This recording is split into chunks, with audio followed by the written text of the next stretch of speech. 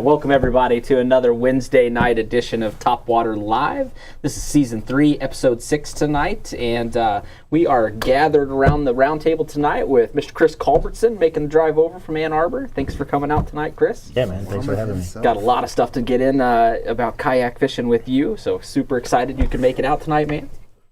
To my right, Mr. Grant Binnick hiding out in the corner. What's up, buddy? As usual, man. Pleasure to be here together. Yeah, ready to spread the word. Yes, yes. The movement has started. To my left, Mr. Steve Espin. Thanks, Steve, for coming out tonight. Thanks for having me. Steve's a Topwater Live staple every year. Got to get him in here and spread the word, what he's got going on. Happy to be here, for sure. And across from him, as usual, Mr. Matthew Diesel, Fishing with Diesel. Thanks for coming out again tonight, Matt. It is a pleasure. Absolutely, bud. And right next to him, Mr. Kyle Van Leuven. What's up? What's up, man? Not much. I'm here. I like having all of us at the table again instead of you Feels good, guys doesn't like it? hiding back full there house. in the This is background. nice. I feel like the family's back together here. No, but No turkey. No turkey. No yet. turkey. We've got an here, amazing lineup and a lot of stuff to get into tonight. So, without further ado, let's get this show kicked off.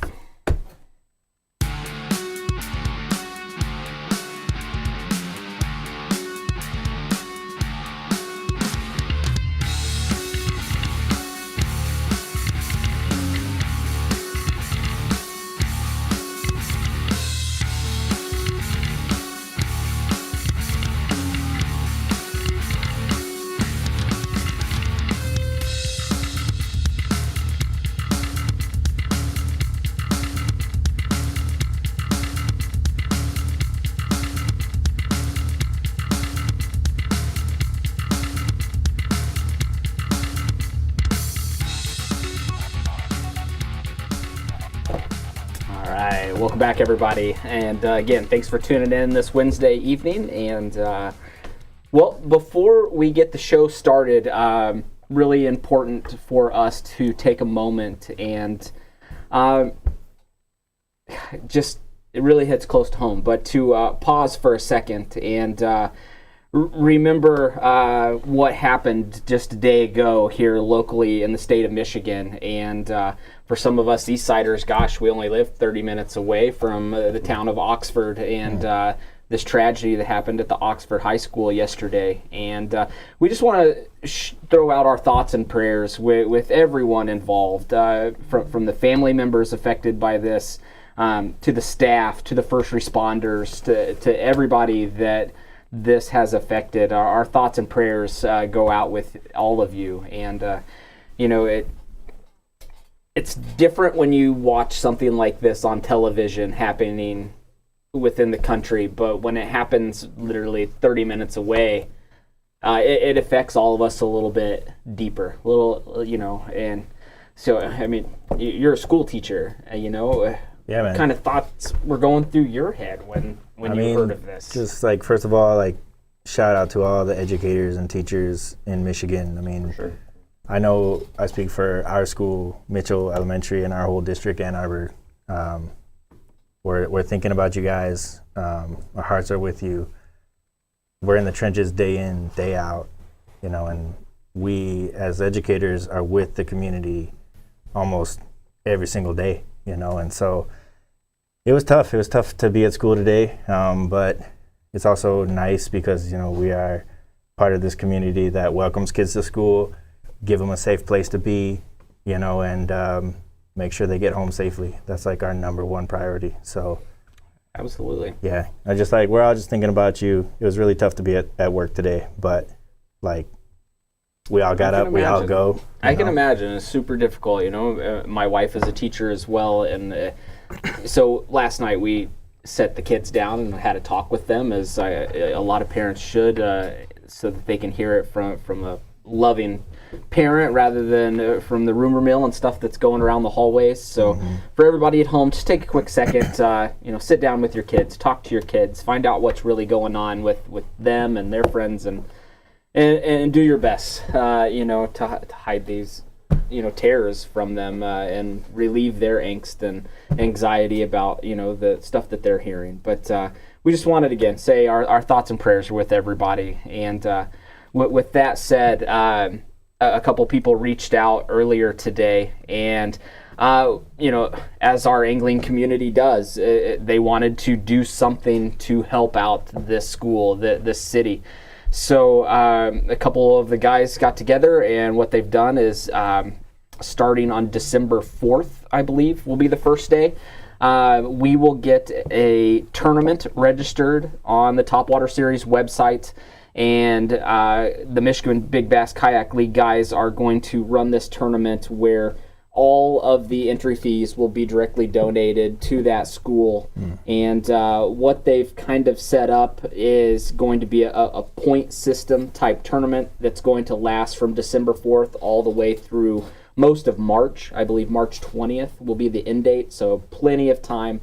And this is going to be really an any species count type tournament where based on a point system, panfish will be, 0.25 of a point, a walleye pike is worth 1 point, a bass or trout's worth 2 points. You can check out the Michigan Big Bass Kayak League page for Mike Kitchkowski's more detailed analysis of what this tournament's going to shape up to be.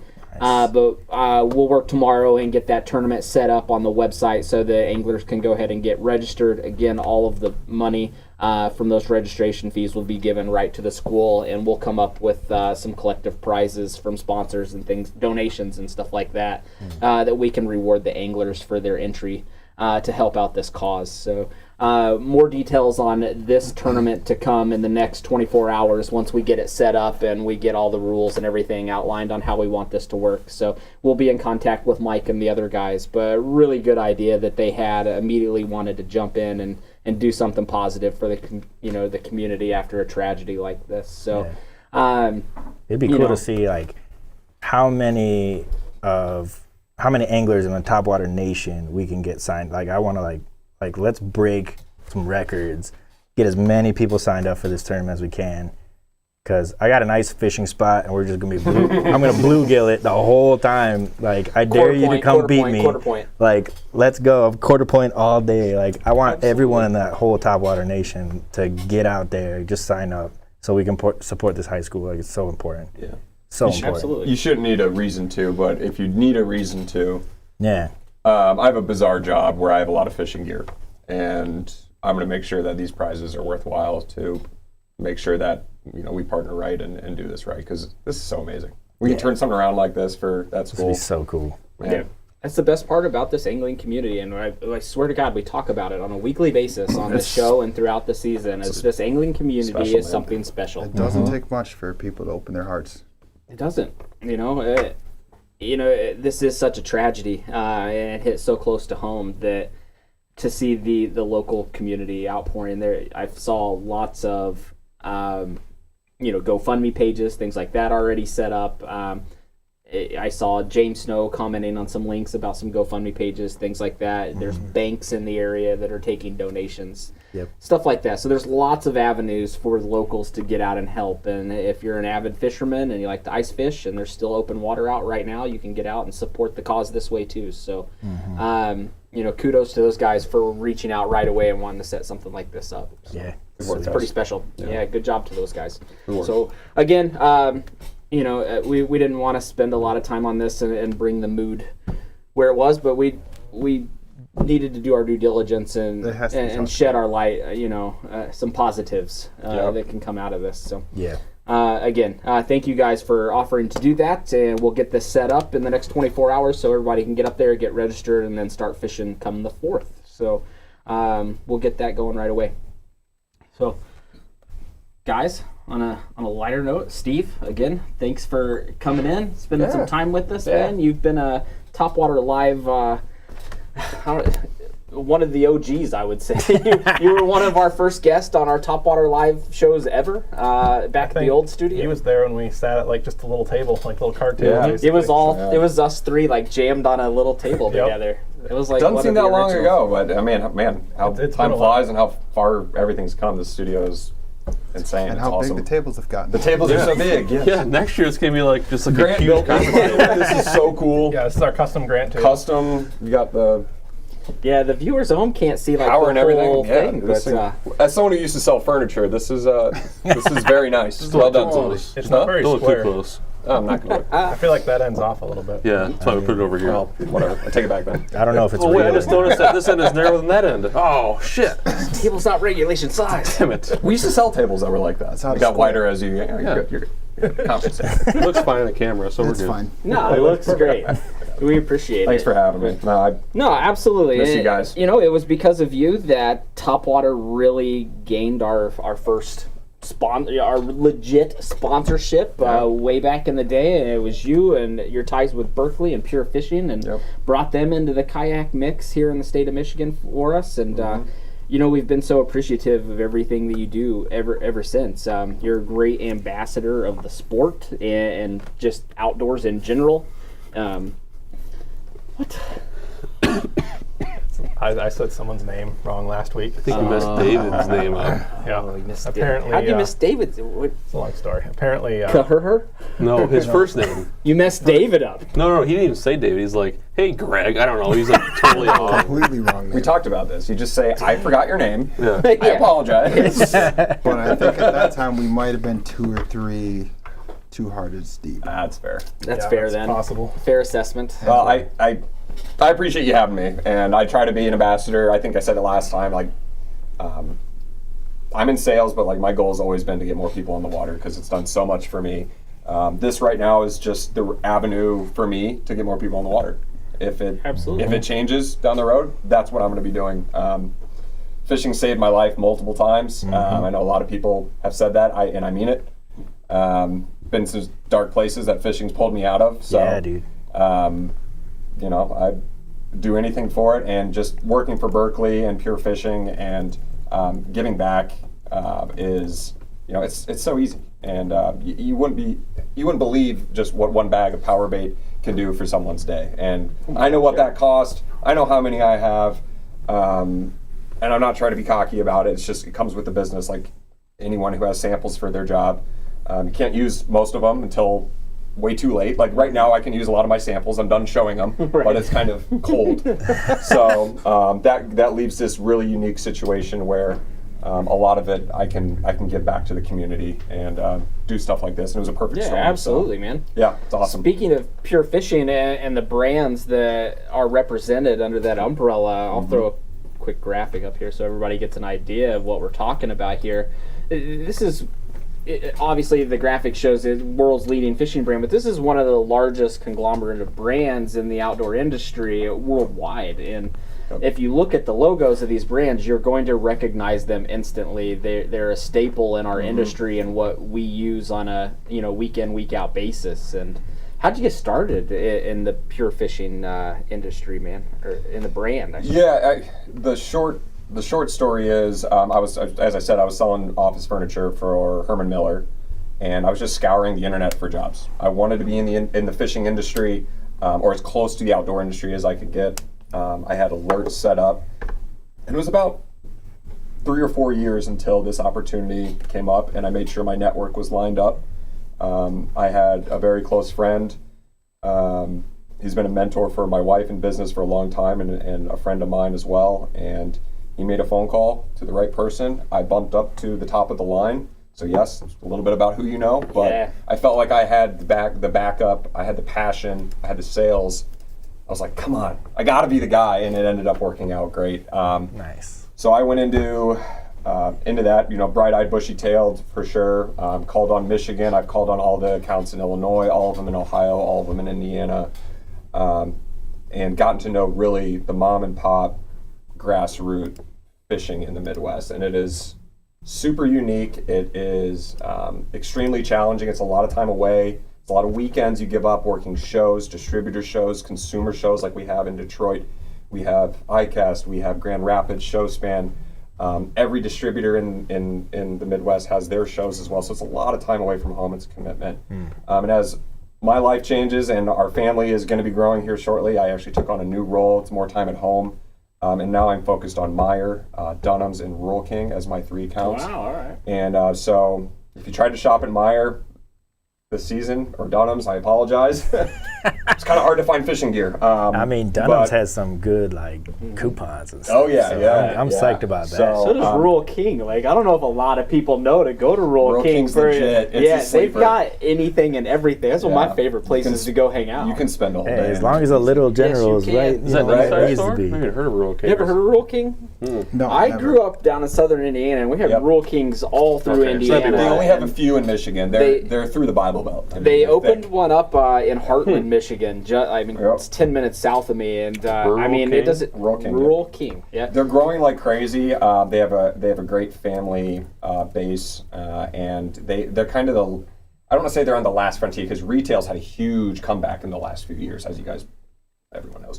But the farm and home store is really like the last frontier for people that they just don't want to go on the internet. They'd rather get the family together, and they make a day of it. And they have popcorn, and they walk around, and they feed the chickens, and blah blah blah. And I think it's Sweet. just the coolest stuff. I think it is too. I'm glad you say Grant's on here surfing for Rural King right now. Yeah. Oh, yeah, there we You go. walk in the door. Pre-ordering You walk stuff in the already. door and you grab yourself a bag of popcorn as soon as you walk, and then you eat popcorn as you go shop around the Spend store. all your And money, yeah. you could they have everything. Like have great they've brands. got Christmas decor, or they've got an actual. They still sell firearms there. You can go to the fishing section, and then you should go buy a go buy Hellcat. baby chicks over Yep. here on the next aisle. So I'll quickly plug the other two as well. Dunham's has changed a lot over the years. They've grown rapidly. Their fishing section is off the chain now. They have all your favorite brands, and they're organized, which used to be a complaint that they weren't super organized. But I mean, the people that have worked so hard getting those stores where they're at. And then Meyer is a sleeper, man. Walk through the fishing aisle. I got Max Scent in there. We got tons of flicker shafts for any walleye guys, tons of power bait. We got our terminal in there, all of our line. When it's in stock and we're able to get the containers emptied and get enough line made here in Iowa and get it best. to them. Yeah, you could just send it's a there. container of Max Scent to me. Getting a shout out from our world's okayest angler, Steve Kruger. Yeah, he is. Is that his picture from the show too? Yeah. He made it his profile picture with if you clicked on his profile picture, you'll see the world's okayest angler ribbon underneath it. I fished a tournament with Steve on Muskegon, and we actually did quite well. But it was he's such a nice guy, and he's so real. I mean, there's a lack of people who are real and kind right now, and dude, yeah, there's so many great people in this group. Steve's a good dude. Steve is a great I had a man. bad day. He messaged me like 5 minutes from when I was posting about it. And he's like, "Hey, are you all right?" I was like, "Whoa, yeah, no, I'm good, man. I'm good." He's He like just Community truly cares. no bullshit Like too. a He fisherman or an No, I was like, "No, I'm good." He's like, "No, tell me, are Billy you okay?" Hoffman. I was just talking to these guys before the show started that I went through the closet and like cleaned out everything, man. purge. The purge. So I'm down to, I'll say like 3 or 4 hoodies and a couple button downs. Like I wanted to feels so good when you do that. I don't know. Then you gotta buy new stuff. I I don't was know how grabbing you clothes got to to come 3 or over 4 here hoodies. tonight, and I was like, well, I've wore that on the show, and I wore that I on the just show, and I bought wore 3 or that 4 last hoodies. time on the show. Like, Well, I've heard there's some new Haven't worn the apparel jersey coming yet. out that you should be looking for. So. Save some room. Yeah, there's some new apparel coming It's out. the last of It's these on the drops. So. horizon. new stuff, And once That's it's gone, unreal, it's gone. So Their clthing line sounds legit. Makes me so sketch about it. Dude, I'm looking forward to the onesie. I have a onesie. You want to talk about it? I have a onesie, and it's legit, Is it a dude. llama onesie? Oh, By the way, Kenny, man. you still gotta send me that llama onesie. Do you have a llama onesie, or are you getting one? I won one in the state championship when I bet against Kenny Vang. Where does one get a llama onesie? He said he got it from, I forget who he got it from. I don't think I even want to Google that. Man, we're gonna bounce around tonight, but don't even now know that if we're I- on the topic, I don't even of know if I llamas, fit. Where'd the llama come from, man? You're teed Was up. that self-imposed, or did somebody give you that, or did you just take it and run with it? Because it's like the South American state bird, or what? Grant found the llama onesie. Oh, wow. That is Legit. awesome. Oh, llama onesie, there you go. Legit llama That's a onesie. costume. $50. Dude, it's got the. It's on sale. It's got. The, Send it over, man. Where's it What are they Company card. called? The paws? What do llamas have? Hooves. Hooves, man. Dude, I've never seen a. Sorry. We're offended by your lack of Llama Llama. knowledge. I Come see a on. lot of llamas day to day. Yeah. Where'd the llama come from? Tell us. It's kind of funny. So I, like a lot of people, grew up fishing with my grandpa, and growing up, left fishing. I hadn't fished in many, many, many years. And then I went through a really bad breakup. I had to put my dog down. I was in like Steve, like This is a sad story, isn't it? Sound like a country song. it is. Yeah. But like, When it I was rains, just in a super dark spot, man, and like. I had like guitar 5 out. more like llama images lined up here, and now I feel bad. I was in a really dark place, and I remember my parents were like, "You can't just sit around, dude. You got to go do something." So I went into my garage and grabbed one of the rods that I went out with my grandpa, and we went fish. I went fishing by myself on a bank, and like 6 hours went by, and didn't even like register that had happened. I just got to focus on one thing, and it was like so great.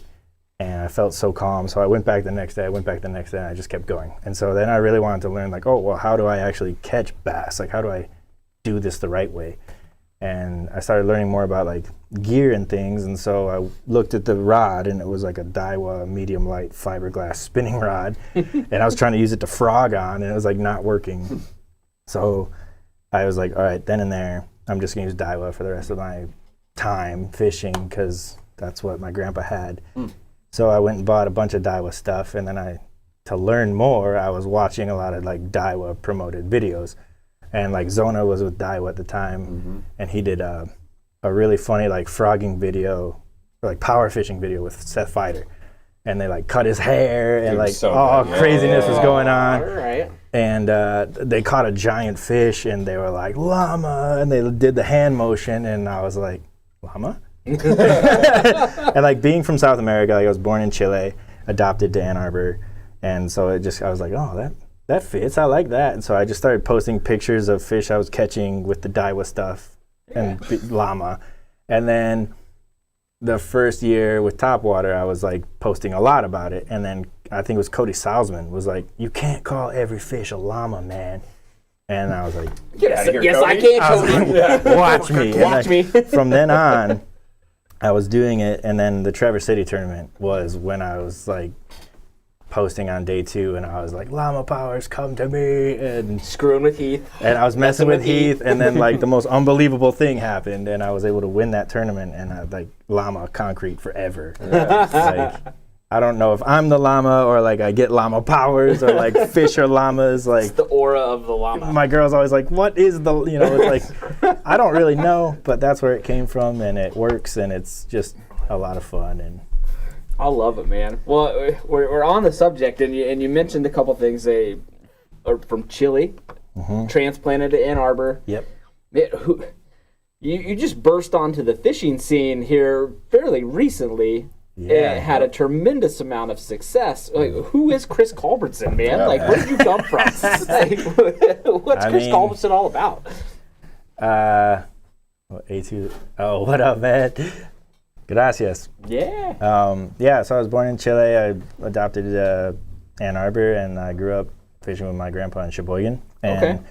fishing was a big part of his life, so there were always lures and things around. He would go for mainly like steelhead and stuff, and like salmon and stuff, so he was giant spoons and things. And I was always like, I always remember my brother and I were always fishing with him. So when I came back to fishing, it was really therapeutic for me. I was in that bad space, and he doesn't need the llama onesie. Yes, no, girl. Yeah. Come on now. You don't even know. Come on now. She doesn't even get on It's already Facebook that much. ordered. Like, come on. We already ordered it. It's already on Let's the way. go. How many years ago did you pick up that Daiwa rod after having such, It was probably like 2015, 16. not that long. No, and then I learned to throw a bait caster like 2 years ago. You said like during quarantine, you like really kicked in high gear. During quarantine, I started fishing a lot more. It was like one of the only things we could do, and I Well, they tried to get rid of that with the whole boating thing. cut my teeth in like the Huron River, Most of the entire time. area. Right there in Ann And Arbor. there's a special body of water that I call Pond X, and I had this like leaky rowboat that I would go out in, and like I could probably be out for like 2 hours before I was like, I'm probably gonna sink, so I have to go back to the bank. And I remember meeting a guy out there whose name is Steve, and he was telling me about like Topwater. He's like, you should do tournaments and stuff. You just need a board, and he had all these like reels and stuff, and it was like really interesting to me. So I was like, all right, I'll try it. And I went to the Quarantine tournament at Whitmore Lake, and Oh, Whitmore. Good God. I got just zeroed in the worst way There was ever. only 2 fish caught that night, so you weren't alone. So my it's friend. like I remember just being really nervous, and like I remember seeing like a sea tug, and then I saw the Hobie, and I was in my like Pelican at the time, and I was like, whoa, this is just totally different world, right? And I hate losing, so I like took that really personally that I got a 0, and so I just started like learning more and more and more, and like YouTubing and just trying to learn as much as I could. And I picked up a whole bunch of different rods, like lost a lot of money trying a lot of different things in the first year, and I think I won like 3 events in the first year out of the Pelican. yeah. That's sick. And people are like, "Who the heck are you, man?" Yeah, I was man. like, "I don't know. Like, I just really like this. I hate losing, and like I kind of get it. Like, it was the first time I was like, I get it. There were some times I won. I was like, I don't know what happened there. I just happened on a school offshore because I I was feel in like a that every time, dude. Like Dude. every time, yeah. I was in the Pelican. I'd like go to like a piece of structure like way out. I liked offshore fishing. So like that first season, that's all I did. And I would just anchor down and just throw at the same ledge for 3 hours until I caught 5 fish. But then this year, I stepped up into the Hobie for PA 14, and like Tom Mullins helped me get in that. And that was where like the game started to change because I could cover more water. I could fish while I was pedaling. Did you go straight from the Pelican to the Hobie? Yeah. Yeah. Actually, it was the first Crossroads because I qualified for Crossroads in the Pelican, and then the team was like, "You can't take a Pelican I- down to Crossroads." I brought my Hobie down to you go down there and you Crossroads. beat their asses. Because didn't you have the Pelican up at Traverse City in the championship in 2020? We always strap it to like we strapped it to the Right, because I remember you were camping at the first White state Lake or championship. White River State Park or whatever. Yep.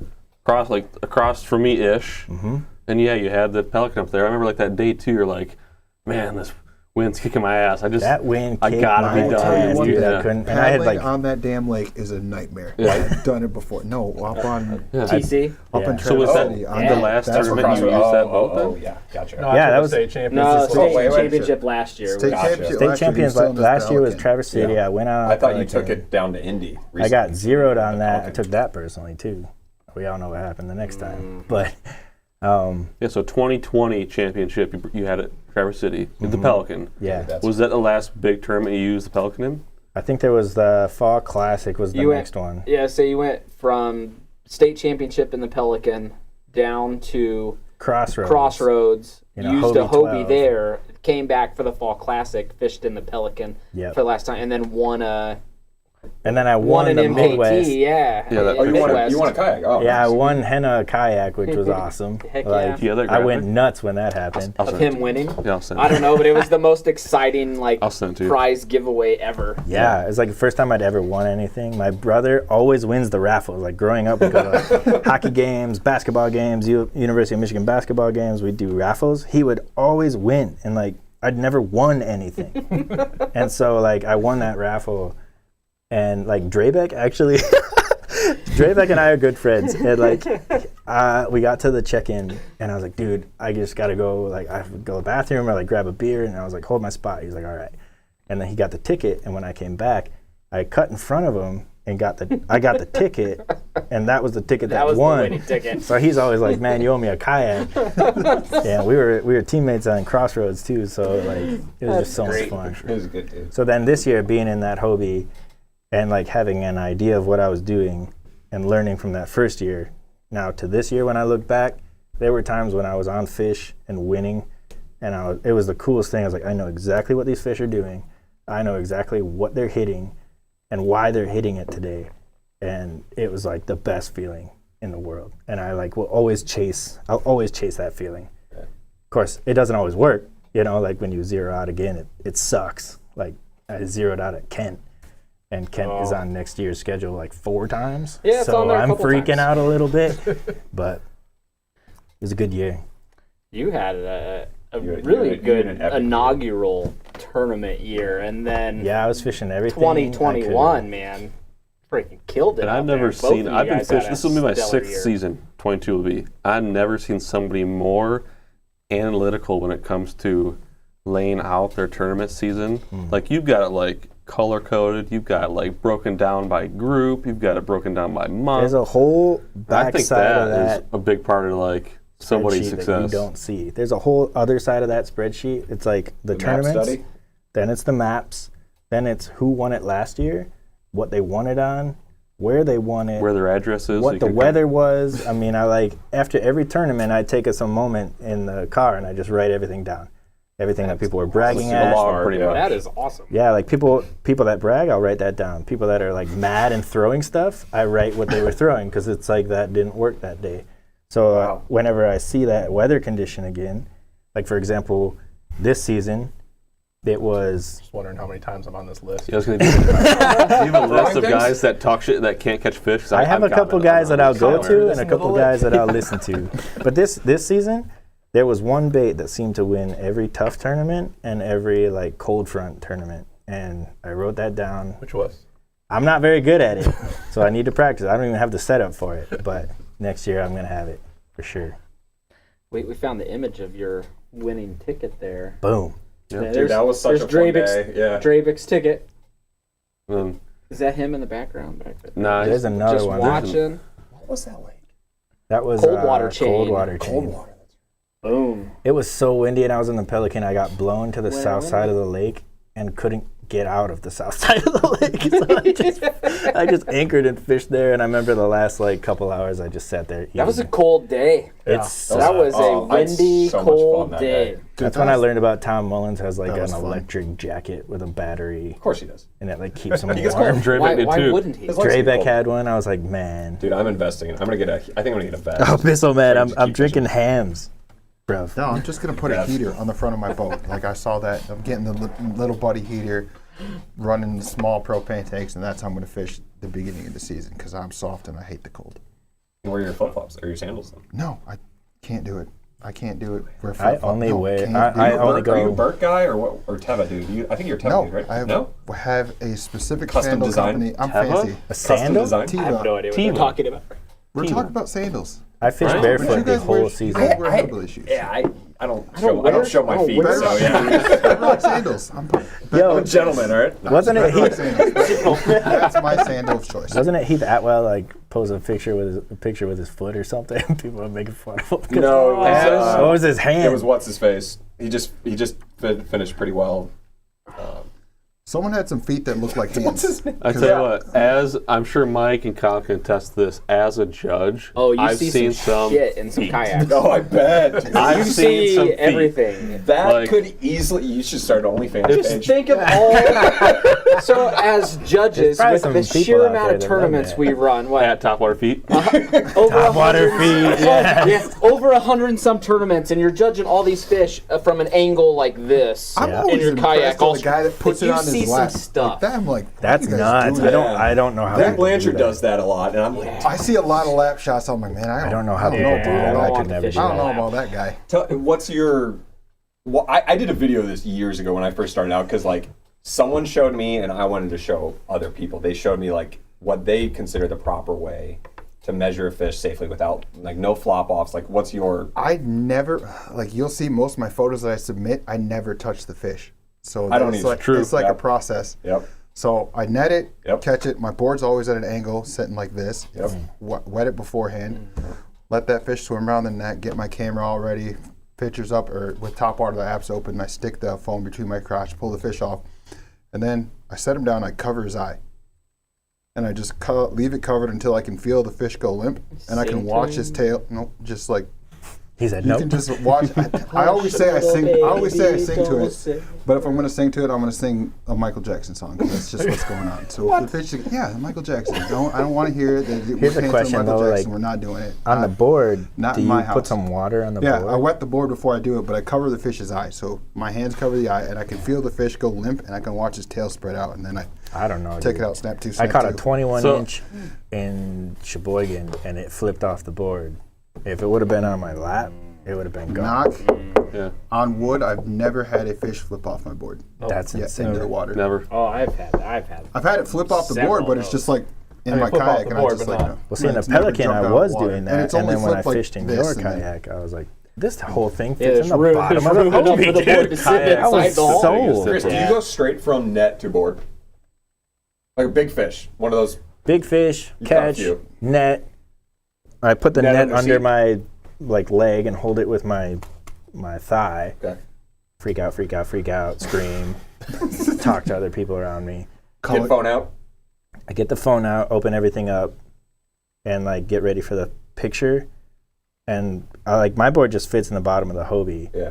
And then I guess the funny thing I'll do is I'll stick my left leg out so that if it flips, Yep. I can Goes through your kick leg. it back Kick in. it back in. You can soccer kick that thing back in there. Pretty much. Donkey kick to the face. Get him back in there. But I mean, normally if I was watching a lot of YouTube, Bogdan has a great video about how he does it. And He's the one who showed me. I mean, he's right. When you let it just chill out in the net, Yep. because you think about it, you just put a nail through his head. Yep. So you took the nail out of his head. Yep. Oh yeah, I always just let him. Give Now him a minute. Let him let chill it in just the net. figure out where it is again, Yep. and then you put it on. Yep. Is that pretty much your protocol too? Yeah. And Bogdan had a unique kind of like a DIY thing where he took, I think it was an 1.5 or 2 inch PVC, bungee corded it to his native seat, which is similar to the Hobie seat, and that's where his net would go. The net pole would go there. Yeah. That would have enough leverage that would keep the net straight, and the fish was just down in the water. It was like a perfect little live well. Yeah, I run. And now I run use the a- donkey leash. If it's a really big fish, I will donkey leash and Donkey net. leash. I Yeah. won't 'Cause use that a donkey leash Thing is not anymore. getting away. Have you ever 'Cause had one come off that leash? I had my first one this I year have. during the World Series of Fishing. I had one come off a leash, and that's why I won't ever use it again. But it was completely my fault. Same.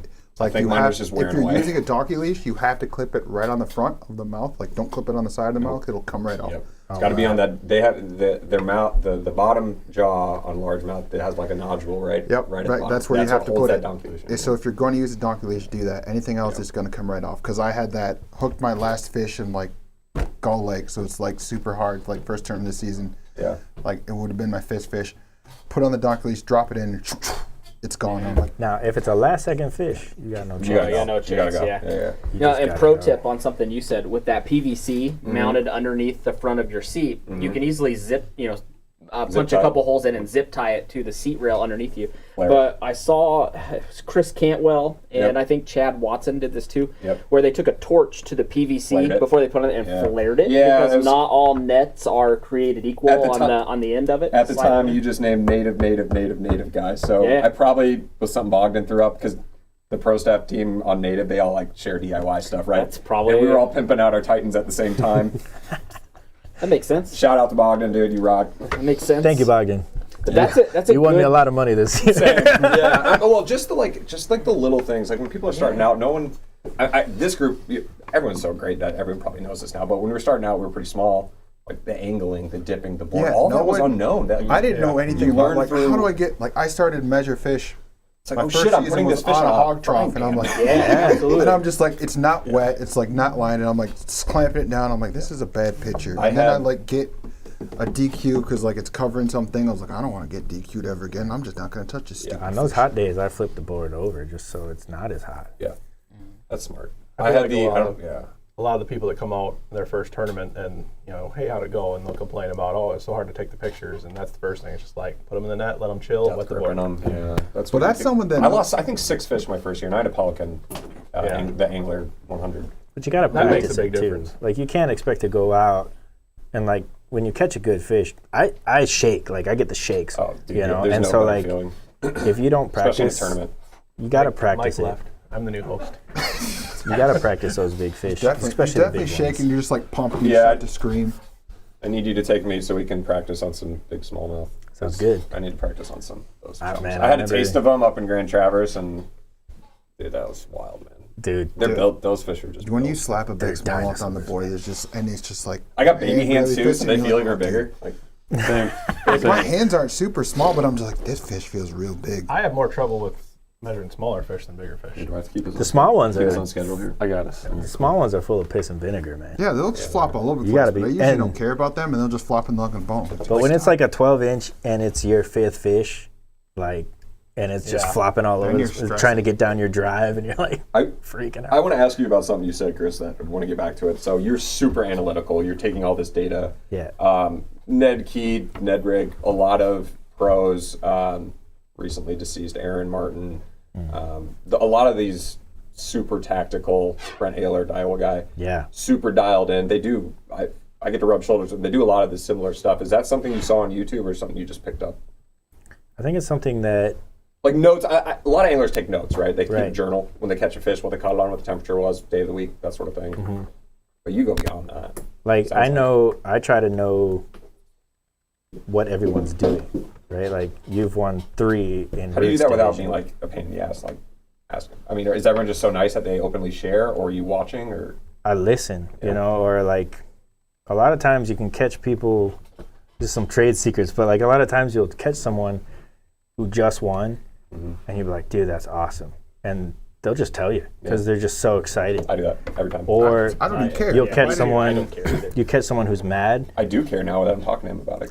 you'll catch someone who's mad, they'll tell you. Never doing that again. But then you get your tell everyone special what guys tricks. like Bissell, day 2 of Traverse City was just like, try this, just give it a shot. Yeah. You know, change this, use, you know, think about this. Yeah. There's guys who really want you to improve, which Yeah. I think is awesome about our sport, like Polens as well. Yeah. In that first year, he noticed, like, he's like, hey, you're doing well, but, you know, this lake was tough for you. And then we would stay behind and just talk about it in the parking lot. And so it's a little bit of all that. And then I just thought to myself, if I'm going to get better, I should remember this because I probably won't. And so I just started writing it down. Yeah. I'm glad you said Eric Polens there. He's one of those guys that is so helpful. Yeah. When Hunter my son started first fishing with us last year, every time we'd meet up, Polens would like take him under his wing and like show him, like, this is what I'm using, this is how I'm using it, and like started to tutor him before we even went out to compete against each other. He was taking a few minutes each tournament and talking to Hunter and explaining him what he's doing, what he's using, you know. And Hunter's looked up to him for the last 2 years because of it. And I mean, awesome love role Polens, models, man. awesome I hate people in this Polens. community, man. The same thing. Like, he's like my Shit, biggest rival. He's the only one I care about beating. Every time I see his name on the list, I just want to beat him. And he knows that. Like, I tell him that. Shout out to the directors too, because they take a lot of that weight with new anglers, showing them sort of the way and teaching them. sure. Typically, it lands on them to be with especially the younger. I'm thinking of Cody and helping this awesome kid. I think he's like 15 or 16. Oh, I think. yeah. I'm blanking on his name. Had a cool name, an Yep. old-fashioned name. Yep. He came to a few, Yeah, that kid, I'm and he was blanking on his junior, name as and well. his grandpa would drop him off. But like, that falls on that's awesome. Cody, and Who's- like, what a better who are we guy talking to. about? I can't remember his name. I'm gonna find it out. Super unique name. Like you Yeah. don't hear that often, especially in a younger. I'm gonna find it because it's gonna bug me now. But, like, that He was, also, like, too, the like, nicest kid ever. Yeah. going back to your question, I remember talking to Polens, and he told me the story once. I hope it's okay to share, but just, like, he always had a guy in mind he wanted to beat. Yeah. And, like, he made that's the cut right there for him to measure himself against. He could probably Before tell you it got better. here, we were talking business, and we were talking about how businesses brands like to have an enemy. You got to have someone, a competitor. If you're a competitive person, you need, Yeah, I you mean, need someone to compete against. competition breeds innovation. It breeds, like, the pushing the whole event forward. And, like, I came from the league events, and this year was like, I'm going to try MKT, I'm going to try elites, I'm going to try to do bigger and better things, even if I don't do well. And it just happened out that the process of, like, keeping notes and watching what people are doing, especially in the 2-day events, it really helps Oh yeah, 100%. to make those little What adjustments you need to and change things. up the next day. Yeah. Speaking of leagues and the success you guys had this year, both of you had fantastic tournament seasons all the way around. I mean, you were both competing in multiple league divisions, MKTs, elites, crossroads, you name it, kind of across the board. And Steve, we can start with you. Start out in the Roots division. The OG division, man. You had a fantastic year, and I'll throw up some stats here a little real bit quick short. for everybody. Names kind of cut off there a little bit, but you can see you finished runner-up in the Roots division this year, man. Just Yep. a handful of points behind Traster there, and you had a heck of a year on that Roots schedule. A couple wins mixed in there. Yeah, no, it was a special year for me. Personally, as I mentioned earlier, my job changed, and when that took place, I didn't want to lose touch with Topwater, with the everyday angler, with not being out on the road, I got to talk every fishing store I went into when I was doing my job. I would talk to a dozen people in the aisles. We talk fishing. I mean, that's it. Didn't matter what my hat or what brand I was wearing. At that point, we were both anglers, and I've lost that since working with these larger accounts. So, and with the bizarre, pandemic going on and how that was impacting us. Bruce George, yes, Bruce was an awesome young man that joined us. He did quite well. Cody did an awesome job. He did do well. Taking him on the water, and I'm just too selfish that I didn't take him with me, and next time I will. That's one of my regrets this year, Cody. Bruce, shout out. Cody, I think you deserve to fish a tournament by yourself. So, yeah, Roots was dope. I had a lot of fun. It's a great group. Your route schedule, you did really well, and I like all those lakes. Lakeshore as well. Top 5 in the Lakeshore, top 4 in the Lakeshore, and just 10 points behind Couple Apple of there. dubs. A lot of dubs in Lakeshore, so I screwed Yeah, up. man. Yeah. I Should have spent more time on that division. So, I was just getting at it though, like with the bizarreness of COVID and everything going on with my new job, I just felt like my only connection to fishing and like my getaway was you guys, was like getting out during the week, and I'm like, I don't have to wait every other week. Like, there's another division. I'm gonna go do Lakeshore too, and obviously the results were really well. I was just God, one it's almost tournament. like somebody put the schedule together that way. You can fish one series this week and a different one the next week. Who would do such Super Some weird. thought went into that or something. But I feel like I was super pleased with how I fished. More importantly, I had so much fun. I got to try so many new lakes, and I feel like I was one tournament short of doing Angler of the Year in Angler of the Year, Lakeshore. in both, man. Yeah. Another win. That would have Roots bumped you right up Tracer there. was deserving. I mean, 100% nicest guy. He's like super nice guy, and he was. But he came on strong towards the end. Like, you was were consistent. racking up No, points at the beginning, He was and he came on consistent. strong Look there at the high eight. about midway through. I did the math on this like 50 times. There's no way I saw me winning. Look at the consistency above 75. I mean, that's truly what it takes is fishing as many of those events, I think, and finishing above 75. And you're right there where you need to be. That's Mix in a thing. few wins. Lakeshore here, same thing. Yep, Tyler, doing some stuff. What can you With say? the Lakeshore events, it looks like the ones that you were able to attend, like, you They did killed well. it, man. Like, Yeah. if you went there, you had a hell of a day. Yeah, and I think a lot of that kind of goes back to what Chris was talking about is like when a plan comes together, it's perfect. And I had a lot of plans. Like Those lakes are hard. I would talk to a few, well, I talked to a few friends. I would do my map study. I would read the wind, and I would just go out there with a plan, and they came together. You can see the 55s and the 45s where the plans didn't come together. Right? So, Here's a question. Yeah. For these lakes, are you pre-fishing or are you putting pieces together from things you're hearing or your own study? Because this year, I didn't pre-fish almost anything. I have never pre-fished for a week like series, Topwater series tournament. I will pre-fish from time to time if I have time. Haven't this year, but for the larger Do you feel like MKT tournaments, I'll go poke around. And I do have a boat too, but I haven't pre-fished that every day. Well, now, how do you approach when you come to a league night Yeah. in that first hour? What are you doing? Because something's working, right? Yeah. I think it's coming in. I'm typically on the phone first and foremost. I like to get there early, and I'm usually on a Teams call or a Zoom call. Right, that's just my life now. And so it's how quickly can I get from business mode, corporate, to a relaxed kind of more of a fishing.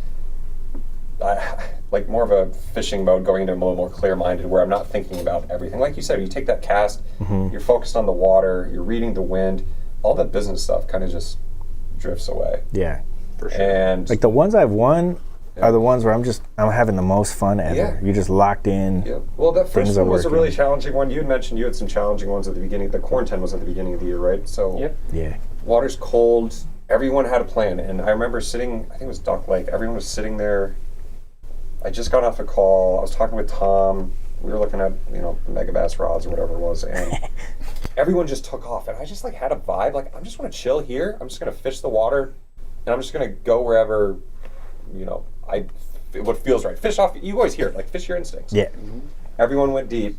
Everyone I talked to, they're on Ned rigs. We were doing blade baits. The water temp is 43 degrees, 42 degrees. It's pretty cold. I was in 4 feet of water throwing a chatterbait, and I think I was the only one that caught a limit. It was a good limit. Right on. And why I did that? See, that's what's interesting because someone broke down the last history of the Bassmaster Elite Series, looking at offshore versus shallow, and 52% of the Bassmaster Elite events were won shallow, versus what 48% deep. Yeah. So this year, like first year, I done all offshore fishing. When something you said earlier about that time frame, offshore fishing was hot then too. A lot of people, if you were watching YouTube in 2016, 2017. Yeah, you know, it was like coming about, and especially with was the new ramping up. technology and all the stuff going on. So this year I was like, well, like statistically, I have a better shot at winning shallow. Yeah. So when I could, I ran shallow, Yeah. and I ran shallow a lot this year, and it turns out it works too. So It's just more fun. you know, and I also like I don't think shallow have fishing's Just fun. more fun doesn't do it for me though, and I assume it doesn't do it for Chris either. We need proof. It needs to be in the pudding. And I'm gonna do trade secret now. I got to have a quick breakfast. You know Oliver Nye, no. Big Bass Dreams. Oliver Nye.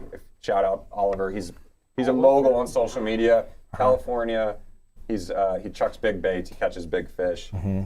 He's a super positive dude. I talked to him a little bit, and I actually went in. I had a very specific question I wanted to ask him about a very specific megabass bait, very small blade bait. Yeah. And something that he said is make sure you park shallow and throw deep. Throw deep and bring it up. Same with, and he's like, I say the same thing to my swim bait guys. Like if I'm throwing, a big glide, if I'm dragging something on the bottom when it's cold, sit shallow, throw deep. Yeah. For my entire life. And you and I are a little different. I've been fishing since I was 5 years old and I never stopped. Wow. Yeah. So I should be way better, technically. But I've always fished, get at a 45-degree angle to the drop-off or the ledge, Yeah. and that didn't go. And that changed for me this year, and I had positive results. And it is more fun, to your point. Well, see, for me too, it was like Oliver Nye. How did I not? He's got 240,000 subscribers. shabam.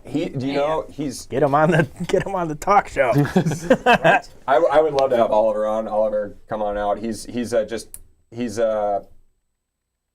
an awesome dude. If you follow Meat Eater, if you like Steve Ranella, if you've seen Das Boat, if you're a YouTube freak like me, Yeah, for sure. like Oliver's on a lot of those, along with Christine was on the recent season as well. Yep. He's been on a few of those. That's a lot of people know him from. But he's fishing the opens.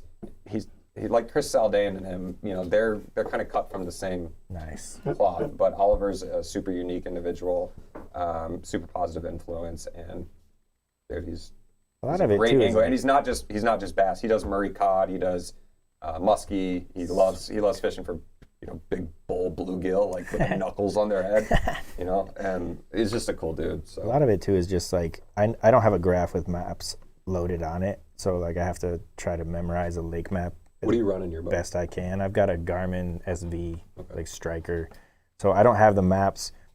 I don't have live or anything like that. So I also knew that like running shallow, I could hit higher percentage stuff without having the more expensive gear. So I don't know what next year will bring, like if I upgrading gear, but I knew being shallow, I had high percentage areas. Statistics had me winning more than deep. So you could get away with not having the best graph. Whereas like when I did win offshore, part of it is a little bit of luck, but it's also like you're reading the contours and the wind and the weather, and when it comes together just the right way, and you've got that mega school, you just win because there's hundreds, like tens of 20s of fish there, Right, you're just picking through them, right? Yeah, and then you get the big one at the end. And Rich has a question. Going fishing tomorrow in southern Michigan. What should I throw? Rich, what are you doing down here?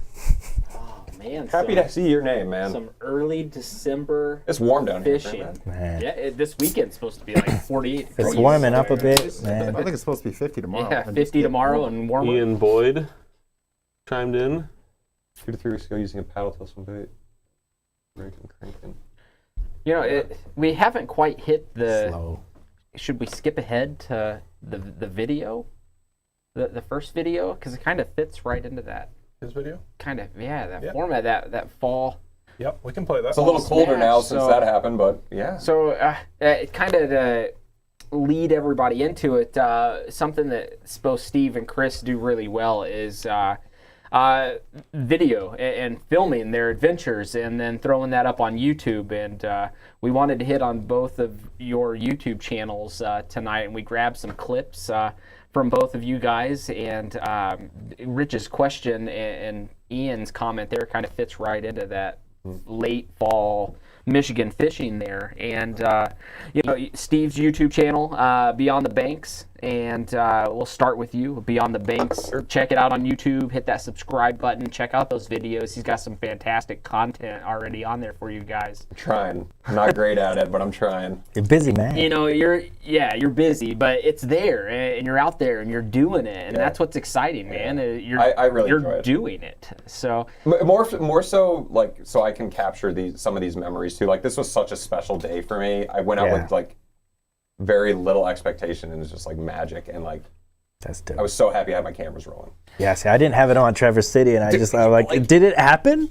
Is it real? Are fish real? Yeah, that's the hardest part, is just committing to doing it, even though I was at the same body of water 2 weeks earlier with the cameras, and I didn't catch a damn thing. So it's like, well, what I liked most about the reason I chose this particular video is, one, it was current, but two, I like the video itself where you get to see Steve kind of in his natural setting. Like at the beginning of the video, he's just chilling out in his garage, sitting in the boat, and he's just talking.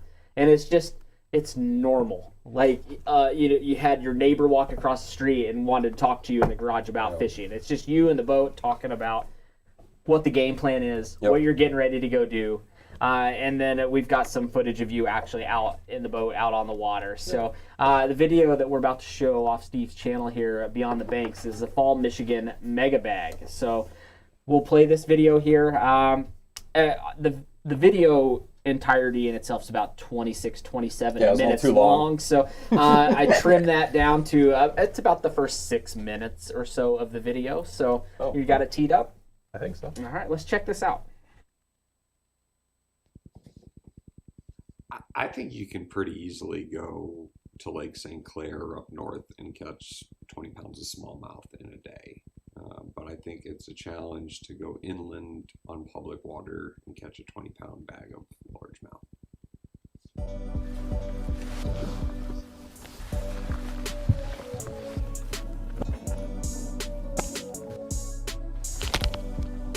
Oh, that's a big one.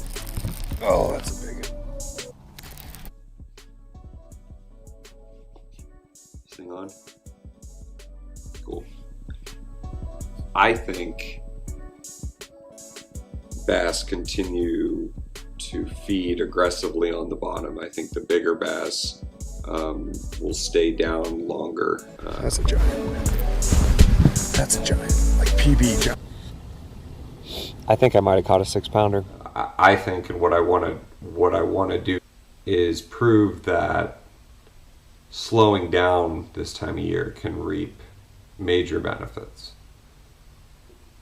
Really slow. Like digging into dirt slow.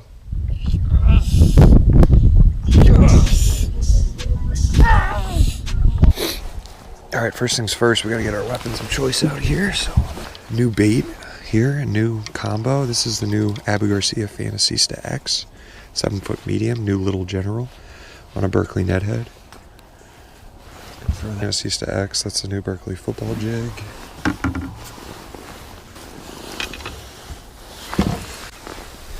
Throw that one around. And another jig. We're gonna have 3 jigs on the deck.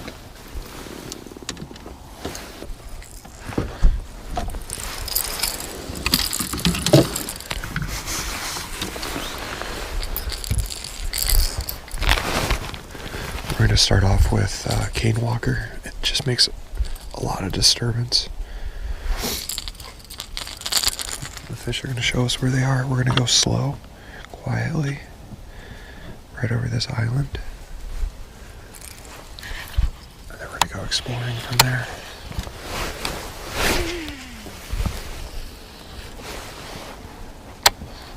There are absolute giant fish in this lake.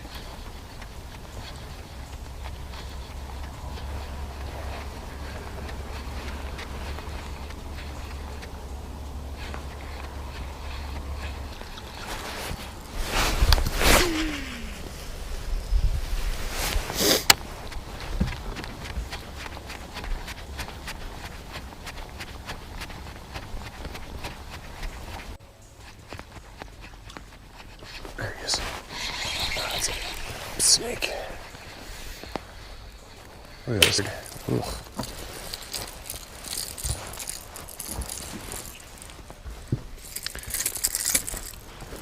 Not the thing we're wanting there. Got half his face missing already. That guy's having a rough day.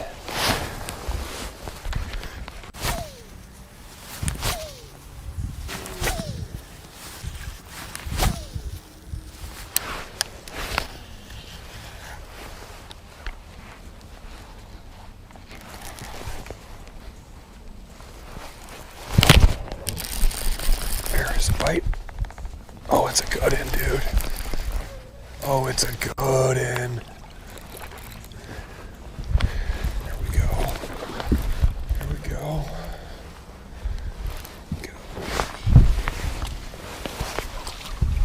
There we go. That is why. Oh boy. Let's do this the right way, Steve. Ooh. Okay. That is why we throw that jackbait. That's awesome. Got a spot lock it. That's a behemoth, man. Look at that thing. Look at that. Got double hookup. So that's gonna be a 4, I think. Max scent. Football jig. 312. That's a good start. So almost 4-pounder. Beautiful fish. See a big guy. Absolute giant fish in this lake.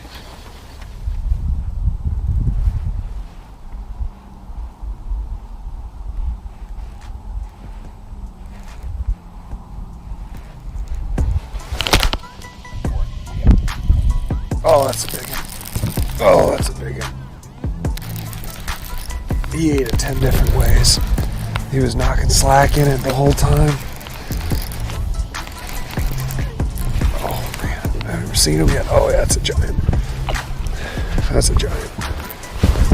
That's a giant. Like PB giant. Oh, and he's barely hooked. Come here, baby. Oh, my God. Oh, my God. Oh, my God. Oh, my God. Oh, my God. This might be the 7-pounder. This could be the 6 or 7-pounder. Holy shit. Look at this thing. Oh, it's tatted up too. Holy shit. Look at the size of this Michigan largemouth. Oh. Oh my God. Look at the tats. Guys, 5'10". Holy cow, what a monster. That's a,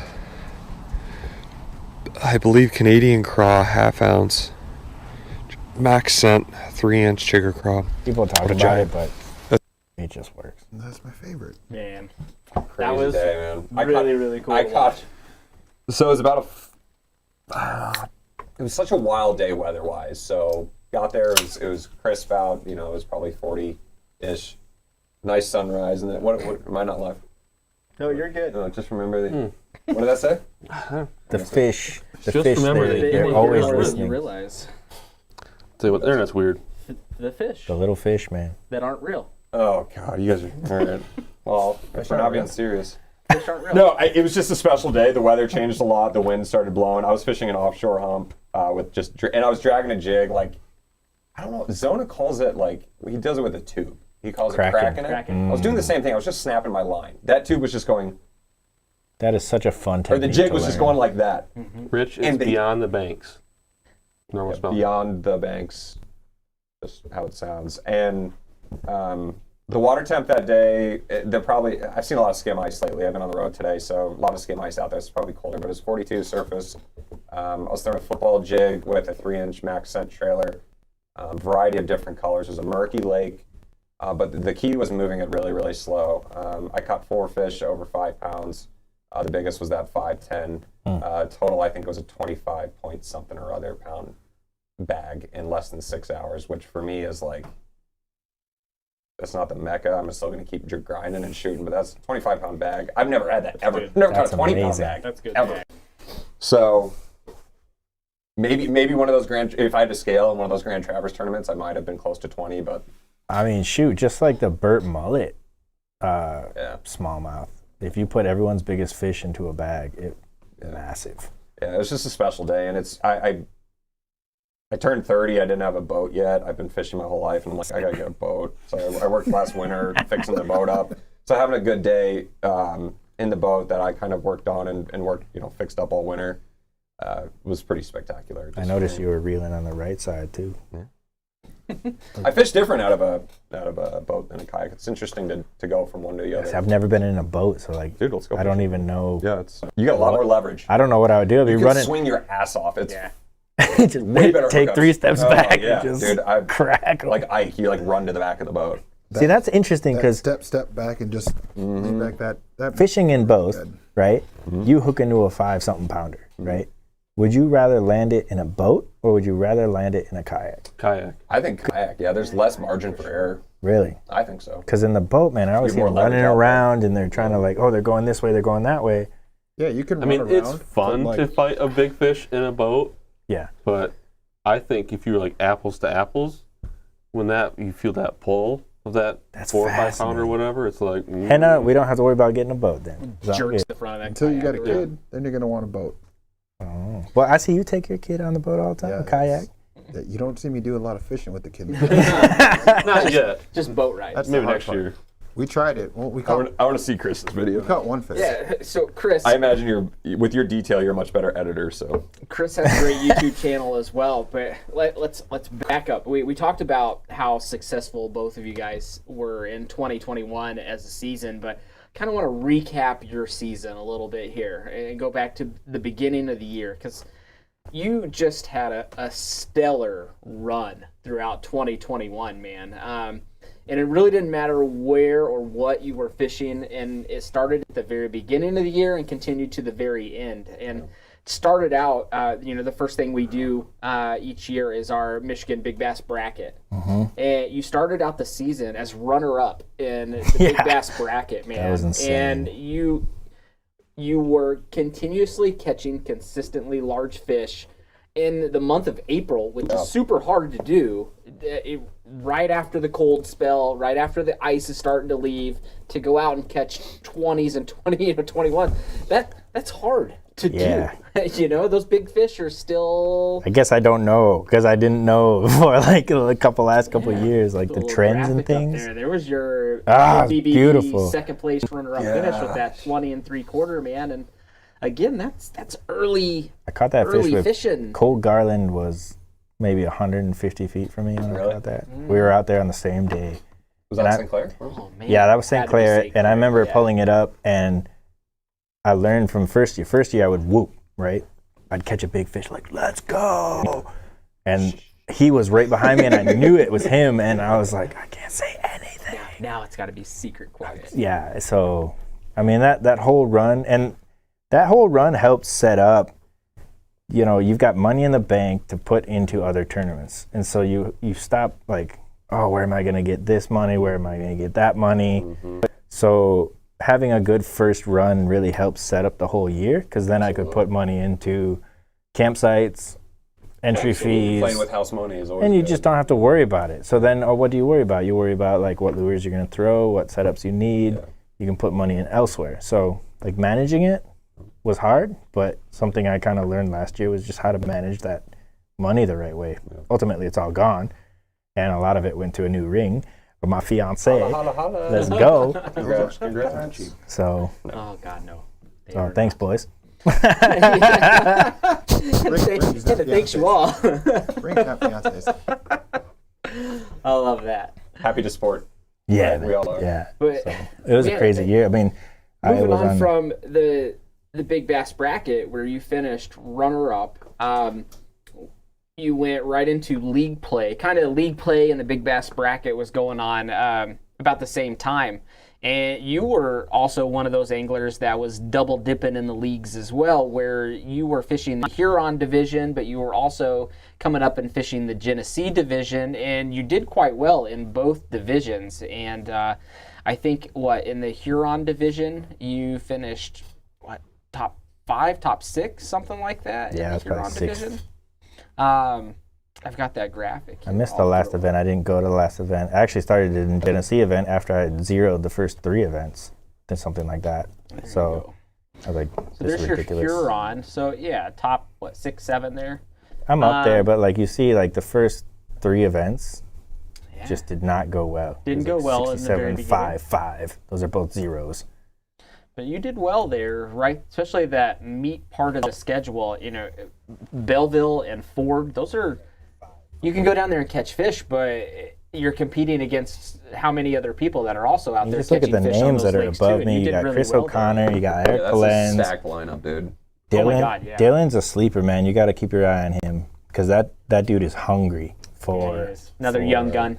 He's hungry. Tyke is like always strong. Yeah, look how consistent he is. So- And Above O'Connor, 75. the silent, quiet, you know, But he will kill you killer. smiling and just he like he will. will shake your hand and stab you in the back. No, he's not a bad guy, but he's a great guy. What happened on Woodland and Kent? I don't want you to relive it, but like just I already know what happened. sort of the plan just didn't. So when you put these dates up on a calendar, I start to see holes in my own game. Whereas like a lot of this is like pre-spawn, moving around. Yeah. They're chasing bait. There's no really rhyme or reason why they're somewhere. Yeah. You know, their main thing right there is to like feed up, and then they move up. So that really like threw me for a loop. I went deep for both of them, and was like, I'm gonna find them chasing bait. I'm gonna use moving baits. Right. They just weren't there, and I know what they were both one on. It was one on something else. So there's like a giant hole there in my game that I know I gotta get better at. Yeah. And that's what I was talking about. There's that one lure. I didn't use it once last year, and I know it won 7 tournaments. Yeah. The one lure. So I know I have to get better at that. What was it? Still doesn't say. I don't know if I can No give it. listening. I don't know if I can give it You away. don't have to give your secrets away. But You don't have I just muted it. You're totally fine. But what's interesting is after those events, I moved over to Genesee and was like, I know, because if you don't have a good start in Huron with the people who are in it, it's very hard to surge because as you move into like the spawn and the post spawn, these guys have been fishing, like Chris O'Connor's been fishing from forever. Right. Polenz has been fishing forever. Galloway, like, you don't want to go up against these guys when they know what's going on. I do not want to fish against Galloway. I don't know Ever. how Galloway, like, where does he store his clothes and his toiletries and stuff like It's that? on all this in the new kayak? canoe, 'Cause man. He freaking lives fishes on out of that man. thing. Good So I moved to God. Genesee, but Genesee has its own sticks. You know, I got there and it's like, well, you got to go up against like Chris Blair and you got to go. And so it's like, man, I can't get anywhere. So Genesee division, you did really well too. There's a look. You finished better in the Gin division than you did the Huron division, and you missed the whole first part of that season in Gin. yeah. But man, you came up there and started kicking butt right out of the gate. You did well on Panema, which is always hard. 7 Lakes, it was raining and pouring and cloudy, and was a 7 Lakes miserable, is the lake I weedy knew night out there. exactly what was happening. That's the one lake I remember. One of 7? them. I knew exactly. You went right over a spot. And it's Yeah, I was right next to you. the first time in my life I'd been on side scan and I was going past a spot. It was submerged grass, and then like maybe 4 or 5 foot of just hard bottom. And I was like, oh, let's go. And then I saw you and you're like, man. And I was like, let you just go by. And I kept talking to you so you wouldn't look at your graph and you went straight over it. That night, my graph wasn't working. Oh, that's I right. spent the first like hour in the rain and Hunter's out fishing his little heart out, and I was already pissed because 7 Lakes is one of the weediest lakes that we've ever been on, like straight matte Yeah, across it the was. lake. It was. So my submerged Old Town grass the whole way. autopilot was, Bogged down. no knock on Old Town autopilot, but I was in paddle mode at this point. Well, then my graph won't even turn on, so I'm super mad because it's a brand new Humminbird. It should work, no problem, and it's not working. And I'm just, every dive won't work. And finally, after an hour, I figure out that the transducer isn't plugged in the plugged back in. of the stupid graph. Yeah. So totally my fault. Yeah. But yeah, and I then just I'm started- looking. I took one look at the leaderboard, and I was like, "Oh, damn it, he's right The there." second you He's moved off literally it, right there. I just started flipping in there, and I just wasted an hour and 20 minutes with this graph that wasn't plugged in, and the winner's 20 yards that way. Yeah. So no, it was good. It was good to learn. I think what's fun is just going through the whole season, the different lakes you see. Yeah, for sure. And then That's my favorite part. like you go up to Fletcher's Pond and it's just something totally different. You go to like Traverse Bay. It's Now you're something. talking MKT. You're Yeah, going like- from league to MKT, and MKT, we'll throw that up. You did quite well yourself on MKT East this year, man. Our MKT East AOY right here. Yeah, that was a shock. Yeah, man. was a Congrats. shock. Congrats. So really well on Ford and Belleville Lakes. Saginaw, obviously, we had to cancel due to weather. And then you went up to Fletcher's Pond, killed it up there, and then had a great 2-day state championship run there to take home that AOY East. That was a tight one. It was Yeah, tight, and that you was a good know, one. you'll never know what could have been with Saginaw in play. You know, I'd never fished Saginaw. I was ready for it. Like I was looking at like power fishing the whole thing. But I think it goes to like that was a complete shock when that was announced, and I remember like just not believing it. I thought you guys were like messing with me, but it just goes to like at the beginning of each season, I try to set goals that I know are achievable. And one of my goals was just make top 10. You just need to, well, it wasn't even that. It was just catch 5. Just get 5 every time you go out. Doesn't matter what size, just go for 5. Yeah, man. And I got 5 in all of those tournaments. And Fletcher's Pond, like I wouldn't have been there if it went for, I don't know how to say your last name, but it's Paul Bidiger. And like my Hobie got a crack in the hole, so I couldn't go. And like another thing, man, that's what this community is about. At the drop of a hat, he was like, "Yo, I've got a 360, take it. You know, come by, swing by. I'll let you use it for the weekend." I was able to go up to Fletcher's, got to hang out with Adam Drabeck, which was amazing. And you know, you always want some friends who are able to like share some information with you. And we were able to do a little talking, do a little like analysis. I brought to the table what I had been thinking, and we think very similarly, which is awesome. And I was able to do well that tournament. And I think that Fletcher's Pond tournament was the one that helped me get to state championship and do okay in state championship, which gave me overall the points. Heck So yeah. like you just want to be consistent. That was my main goal. Never to Consistency. win AOY, but if you look at the math, you go out, you get 5 every tournament, you're going to be pretty close to that. I'm glad you brought up the word consistent, because that's exactly how I was going to describe your Topwater Elite Series run this year. So this year, the inaugural season of our Elite Series, where we That's started the one out I wanted. we started out on Lake St. Clair, which was an amazing time. Ton of anglers turned out for that event as our inaugural Elite kickoff, and what a fun time we had. We went from Lake St. Clair up to Grand Traverse Bays for a 2-day tournament up there, and then finished out at Cadillac Mitchell in September. And when it comes to consistency on the Elite Series, which we had anglers from multiple states traveling for these events, it was a good time on pretty prestigious bodies of water. And you and Heath both, look how tight that was across the board. Let's go. Crazy. 2 Let's points go. at St. Clair, 1 point at Grand Traverse, 1 point at Cadillac Mitchell.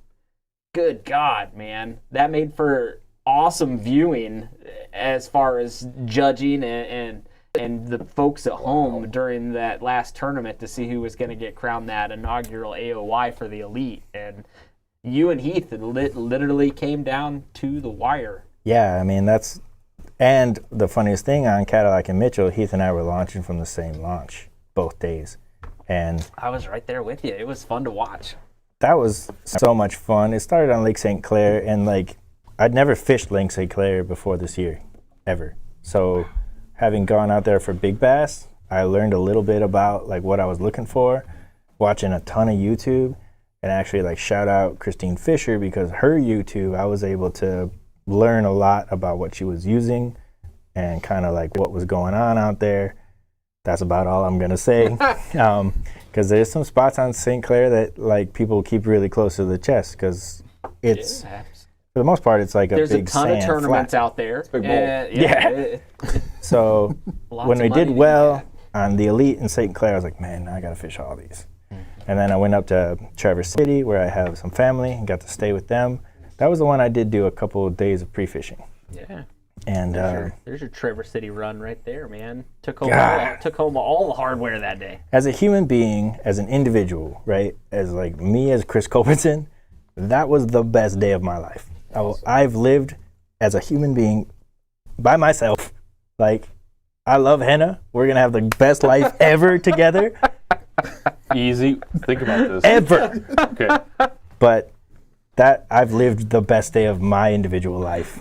And she was right there with me, like helping me stay calm, like helping me think about baits for the next day, because she knows all the baits and stuff. So Man, that was that's just the best day ever. You have such a huge supporter right there at home with you. Yeah.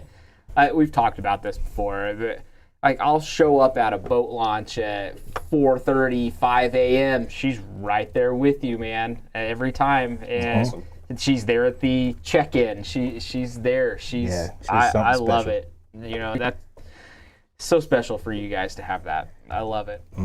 Yeah. So I love her. I love Does she her. fish any events? You know, I take her fishing. She's really enjoyed fishing. The 4 or 5 fish that she has caught when we go out are all bigger than I've ever caught in my life. They're huge fish, That's how it unbelievable. goes. And Welcome to that club. but she's not like as competitive. You know, I'm very competitive, but I've tried to get her to come to like some of the like the Fishing for Family one and trying to get her to get into it. But she likes rooting for it. I have her doing math at home, like, because I'm so bad at math. I'm like, what do I need? What do I need? She'll like text me. So Is she the one behind these spreadsheets and this data analysis and no, she hates them because I Alright. just sit on them That's all you. the time and stare at them, and for sure? she's like, no, that's not okay. I love it, man. I love that you geek out on that kind of stuff because I'm the same way. I do the same thing at home, and I'll start pulling up stats and looking at other people's, the last 2-3 years, what they've done at some irrelevant lake somewhere that we're not even going to this year. But I'll just geek out on that kind of stuff. But Yeah. There's some guys, like when I did the whole analysis of the year, there's some guys who are scary. I Like bet. average 98 points. I bet. Well, you're on that list, man. You're on that list for a lot of people. Like I said, runner-up at the MBBB this year. Top 6 in the stacked Huron division. Top 4 in a pretty stacked Genesee division. Runner-up the Elite Series AOY. Michigan Kayak Trail East AOY. Took that title this year. Wow. Went on to compete in your second Crossroads tournament this year. Last year, you were a runner-up for Team Topwater.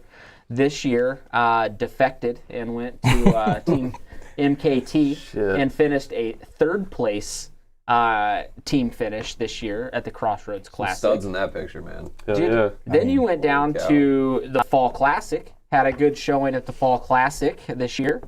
Then, dude, you weren't done there. Like, fishing tournament season is pretty much wrapped up after the Fall Classic at that point, but you went on to do something pretty cool down at Schultz Outfitters and had your own space set up there at the first ever Schultz Outfitters Fall Bass Bash. We talked about that on a Topwater Live a couple weeks ago, right before you were out to do that. And there's a shot of you. And from us here at Topwater, thank you so very much for representing, a part of what we're trying to do here by passing out the business cards and trying to get new anglers to come out and thanks. talk about the Fall Bass Bash for a quick minute, man, to shed some light on Schultz, what they're got going on. It was awesome. Like Schultz, I found Schultz at it was MKTE's Ford Belleville event. They sponsored that event, and I'd never heard of them. I've always gotten my tackle from like Tackle Warehouse and like getting it online and stuff. And then I realized, like, whoa, there's a tackle shop like 15 minutes from my house, which is great and not great. That place is dangerous. I went into there and like double-edged when I saw the wall of jackhammers, I was like, it's over. It's over. I fly fish too. I don't know if you do, but like that Yeah. place is dangerous. Yeah, so I walked through And then the you go fly to the back fishing. room and you're like, oh shit. Yeah, so I would go through the fly fishing section. I'm like, I don't know what any of this is, but a lot of feathers in here. But it was great. Like we got to go. There were several kayak anglers who went Chris Cantwell showed up with me as well and was able to kind of like give me some street cred, because I remember talking to a lot of people who were coming from the boat world. And we were trying to like, you know, it's hard to talk sometimes to the boaters who use weights and we use inches. But we're trying to figure out, like, is there a correlation of inches to weight? So that was a cool conversation to have. And then also I think some eyes opened when I was talking about what we were doing on Traverse Bay, and they're like, you go out on big water, like Lake St. Clair and stuff? And I was like, yeah, like we have tournaments up there. And just how you can't go out, pick a spot, and then run 50 miles to another spot. You have to be able to go out. And that's where I think the kayak anglers might have a bit of an edge, if I dare say so.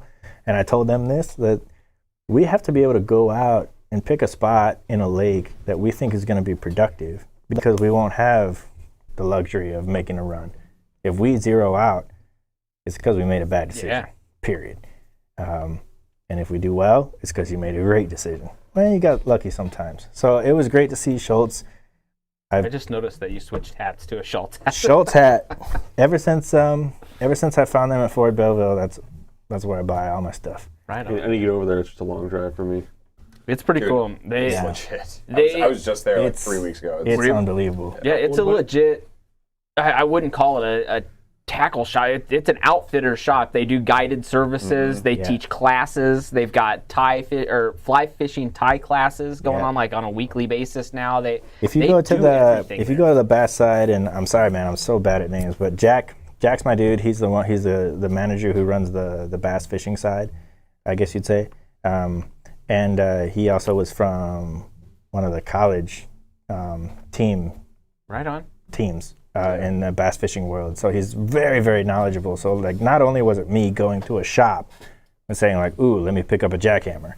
It was me saying, I'm going to Traverse City and I really don't know where to start. And they'll break a lake down with you and just sit there and talk to you about It's so stuff. hard to find that sort of place nowadays. Yeah, and he's like, oh, well, I fished it in the da-da-da. And like, I'll break down a lake, or we'll talk about the lakes. And so it's like, oh, you want this? Well, this is how I would use it. This is where I've had success with it. And that to me was key. So all year I would go back, and I spent, I don't even know how many dollars there, and all the money. Spent no money.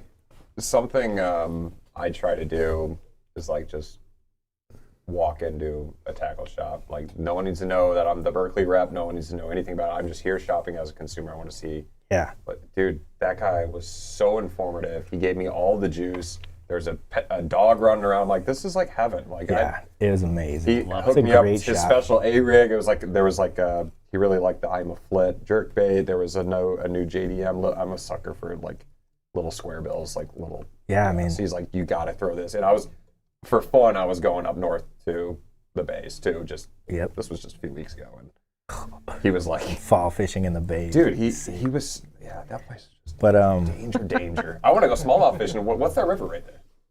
That's the Huron. Yeah, that's the Huron. Yeah, I've got a spot in the Huron we can go. We've been there with a few people.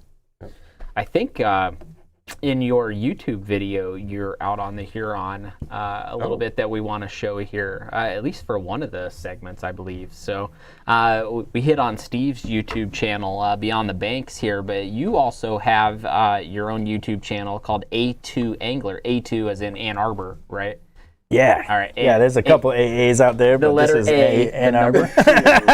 Angler. So that's the name of Chris's YouTube channel, and he's got some fantastic content on there. Check it out. Hit that subscribe button. But we've got a little clip here that you put together called the 2021 Michigan Kayak Fishing Highlight Reel. So it's a nice highlight segment of Chris out doing what he does. And we talked a couple minutes about the success that he had in 2021 throughout 2 different leagues, the Elite, MKT, Fall Classic, you name it. He had a killer year. And we've got a little 4-minute or so video that shows some highlights of this season. So let's tee it up. And we have some copyrighted music on this video, so we've got to play it without the audio. Oh, yeah, we don't want Facebook to shut us down with Chris's super cool music that he added. But So we're going to stay on in the background. You'll be able to hear us yapping about so it. yeah, so Chris, if you want to kind of walk us through the highlight reel, since we're going to mute the video. Okay, yeah. Rap over it. So yeah, there you go. Oh, you're gonna do a rap. Sing So over it. yeah, What this song are we all. listening to right now? Actually, this is in Sheboygan. For the If you pan to the left a little bit, you'd you see were- me and you were Hunter right tied there. up over there watching you film this. graciously got out of the way. But this is the one of the rivers I grew up fishing. It's weird that I kind of followed you around at pretty much every turn. Yeah, I mean, you were right there. You had the right starting spot and everything. So that's one of the first couple times out on St. Clair, and just trying to learn a few different techniques. Again, like you're out on St. Clair, it's a totally different lake than I've ever seen before. So it was really It's tough out there too, man. Like half the time, I don't know what I'm weather looking at. conditions Look at can those come in and be rollers. You're just crazy. like, Yeah. Oh yeah, I don't even know what danger I'm in. You're I'm just out surrounded by there. Always boats, kicks my ass. both I haven't caught bass bass boats on fishing St. Clair and the yet. pleasure boats. Really? And Man, I've caught a ton of We were white talking bass, about but hook no sets smallmouth. and like more of a hook set on a boat.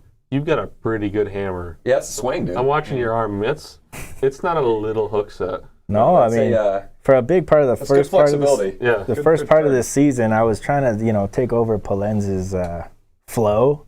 The stash and the flow. Yeah, and then he the messaged me stash in Big evolved Bass, to the and goatee, he's which like, evolved to the full beard. Polenz was like, no, this is only one of us can have that. So Blair has a good That's flow, Kent too. Lake right there. yeah, Blair's got the llama Slayer, he calls it. Is that Kent That is or Pontiac?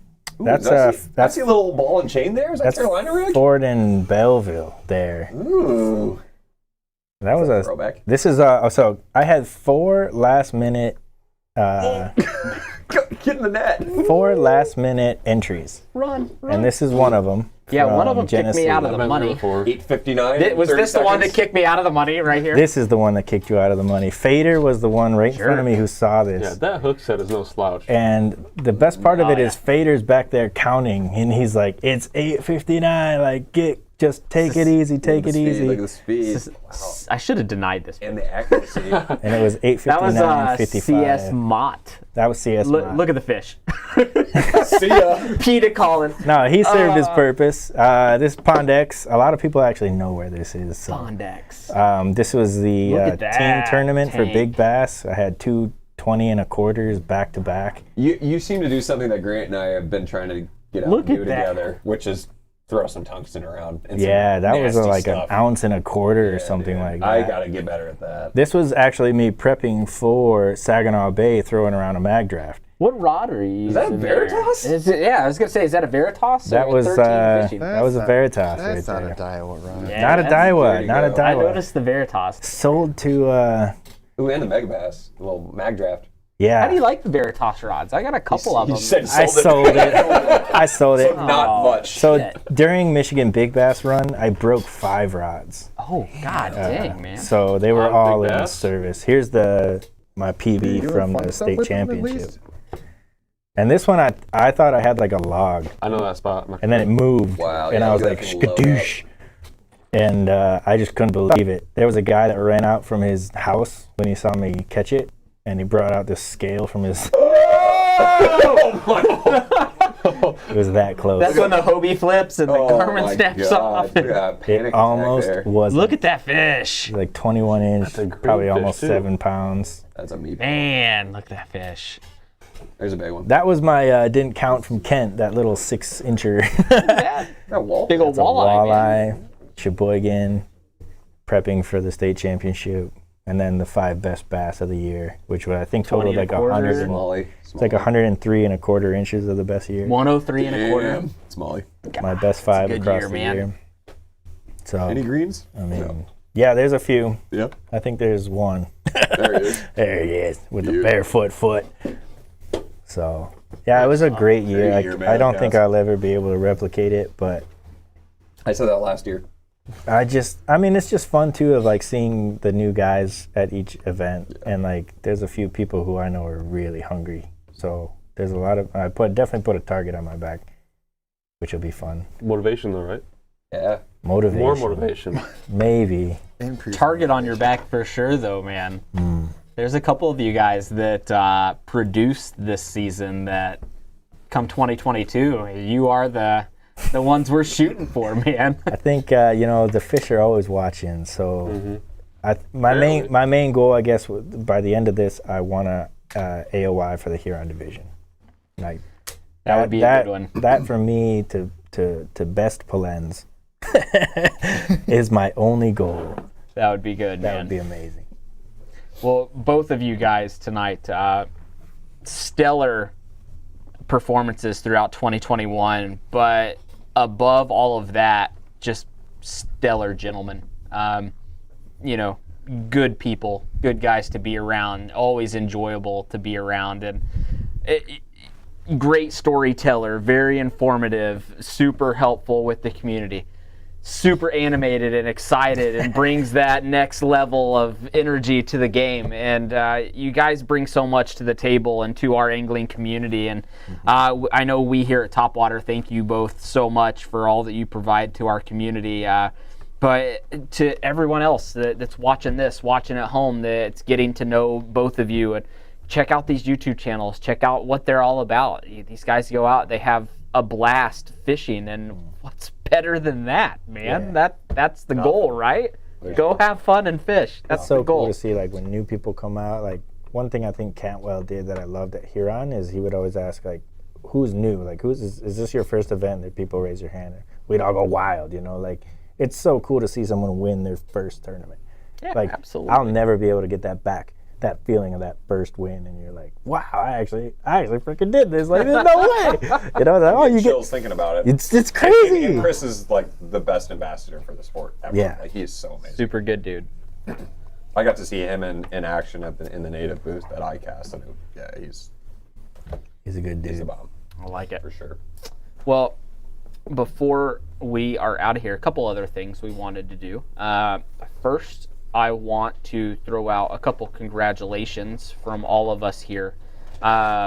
The first congratulations to Steve and his wife. As I get fishing lures out of my bag. We covered it up, but congratulations to both of you. Expecting the little one in January, a little girl, January. right? Yep, baby girl coming into January. Woo-hoo, Wow. Little baby girl, new cannot anchor wait. coming in January. Yep. Congratulations to you guys. Thank you. This is the first one, right? This is number one. Ooh, yeah. yeah. We have Well, a lot of boys, even in our whole and both sides of our families, and even our dogs. So this is going to be a new adventure, and we're really excited. I love it. Can't Well, wait. congrats to you and your Thank you. family. That's amazing, guys. She's already spoiled. She doesn't know it yet, but Yeah, to Mr. Culbertson, buddy. congratulations to Yeah. you, man. You and Hedda, congratulations Let's to go. you guys. Chris, it 28th, was we're getting like married. September, something like that you proposed, right? I remember it. It was Yeah, fairly I recently, was- a couple months ago. So we were designing the ring together for what she wanted, and it's beautiful. And I was hoping it would be ready for when we were up in Sheboygan, where like I grew up with my Yeah. grandparents and everything. And it wasn't quite ready, so Oh, I couldn't do it. I remember Phil Houseworth was like, "You got to do it in front of everybody." I was like, "No, there's no way she'll let." She told me she would say no if I did it in front of everybody. Oh, no. So I was like, "I can't do it. I don't have." Phil's a the ring." great voice of reason. Oh, yeah. Always listening. Oh yeah. Ask Bill. Shout out to Phil. Oh, Hey man. Phil. You the man. So But- yeah, we're getting ready for it. It's gonna be Phil awesome. on the podcast. We got to get him up here. You're driving, man. But congratulations to both of you guys.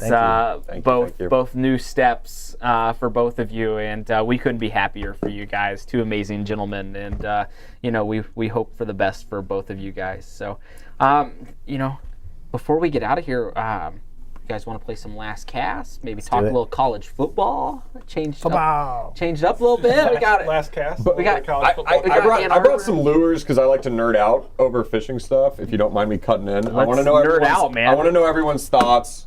Deez, I'm going to throw you our new jig. I have thoughts on that one. Some new Max scent that I'm excited about, and then I actually not one of our companies at Pure Fishing, but just I want to know what everyone. I picked up these two. Black Friday. It's the big blade and the small blade Z-Man. I just want to know if anyone's tried these or if they have any feedback. So if you've thrown the normal here, I don't know if you've seen it. You throw in the normal chatterbait, so they made a big blade, no jackhammer, and they made a really small condensed blade. And I think little baby blade. I think they're both really unique, and I want to know what people's thoughts are. That's a big blade. I'm always asking for feedback, and then the Stunna is out.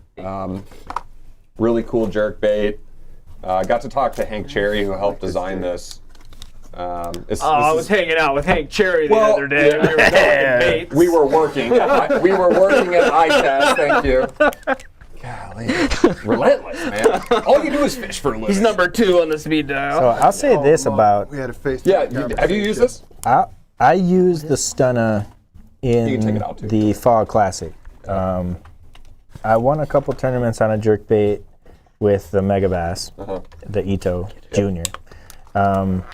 Something I really like about that is its fall rate. You know, it doesn't quite suspend. It has a very slow sinking, and it kind of shimmies as it goes down. Yeah, open. So I found with that, You don't have to be nice, just open. you can chuck it out, Take it back home. wind it to its depth, and then wait for a second and really kind of like dial in, it is because there. it's sinking. You can dial in what depth you really want it to run. Right. Like it'll run 4 to 6 feet, It's good packaging. depending on what you have. Good hooks. Excellent package. The hooks are nasty. I'm already impressed with this. Like the Megabass ones, I switched the Jigs come hooks. in the clamshell The package. Stunners, and I filled a limit Those Stunnas. in the Fall Classic with that, and You don't know how to fish. they got one called Northern Lights. What I'm doing. Nasty. I've never They got the done hanky panky. Nasty. Yeah, so A1. it's no secret Hank won the Classic now twice. Both of them. The first time he won it on a Megabass. He's been a jerkbait fisherman his whole career. He's Yeah. known for it. So him to have his own is just was just a matter of time. But you didn't talk to him. I learned a few things about this bait. So if you pick one of these up, it casts great, and like Chris says, it sinks, which is kind of unique. Most people want him to suspend. He designed it that way. And there's one with a longer bill. It dives a little bit deeper, but this is directly from Hank, and he doesn't tell everyone this, but now everyone's going to know this. The one with the longer bill, so it's the 112 plus 1, goes through sparse grass, he said, amazingly. So if you ever want to fish a jerkbait around grass, which I highly recommend, the one with a little bit longer bill.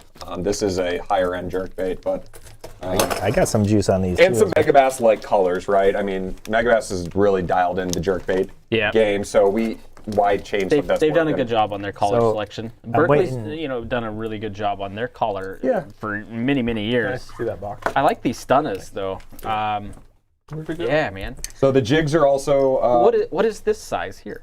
This that's is just a the s- 112. The standard 112, yeah. Okay, that's It's a slightly 112. bigger. You know, so a little bit bigger profile. Yeah, they are. They're All right. 2 millimeters bigger.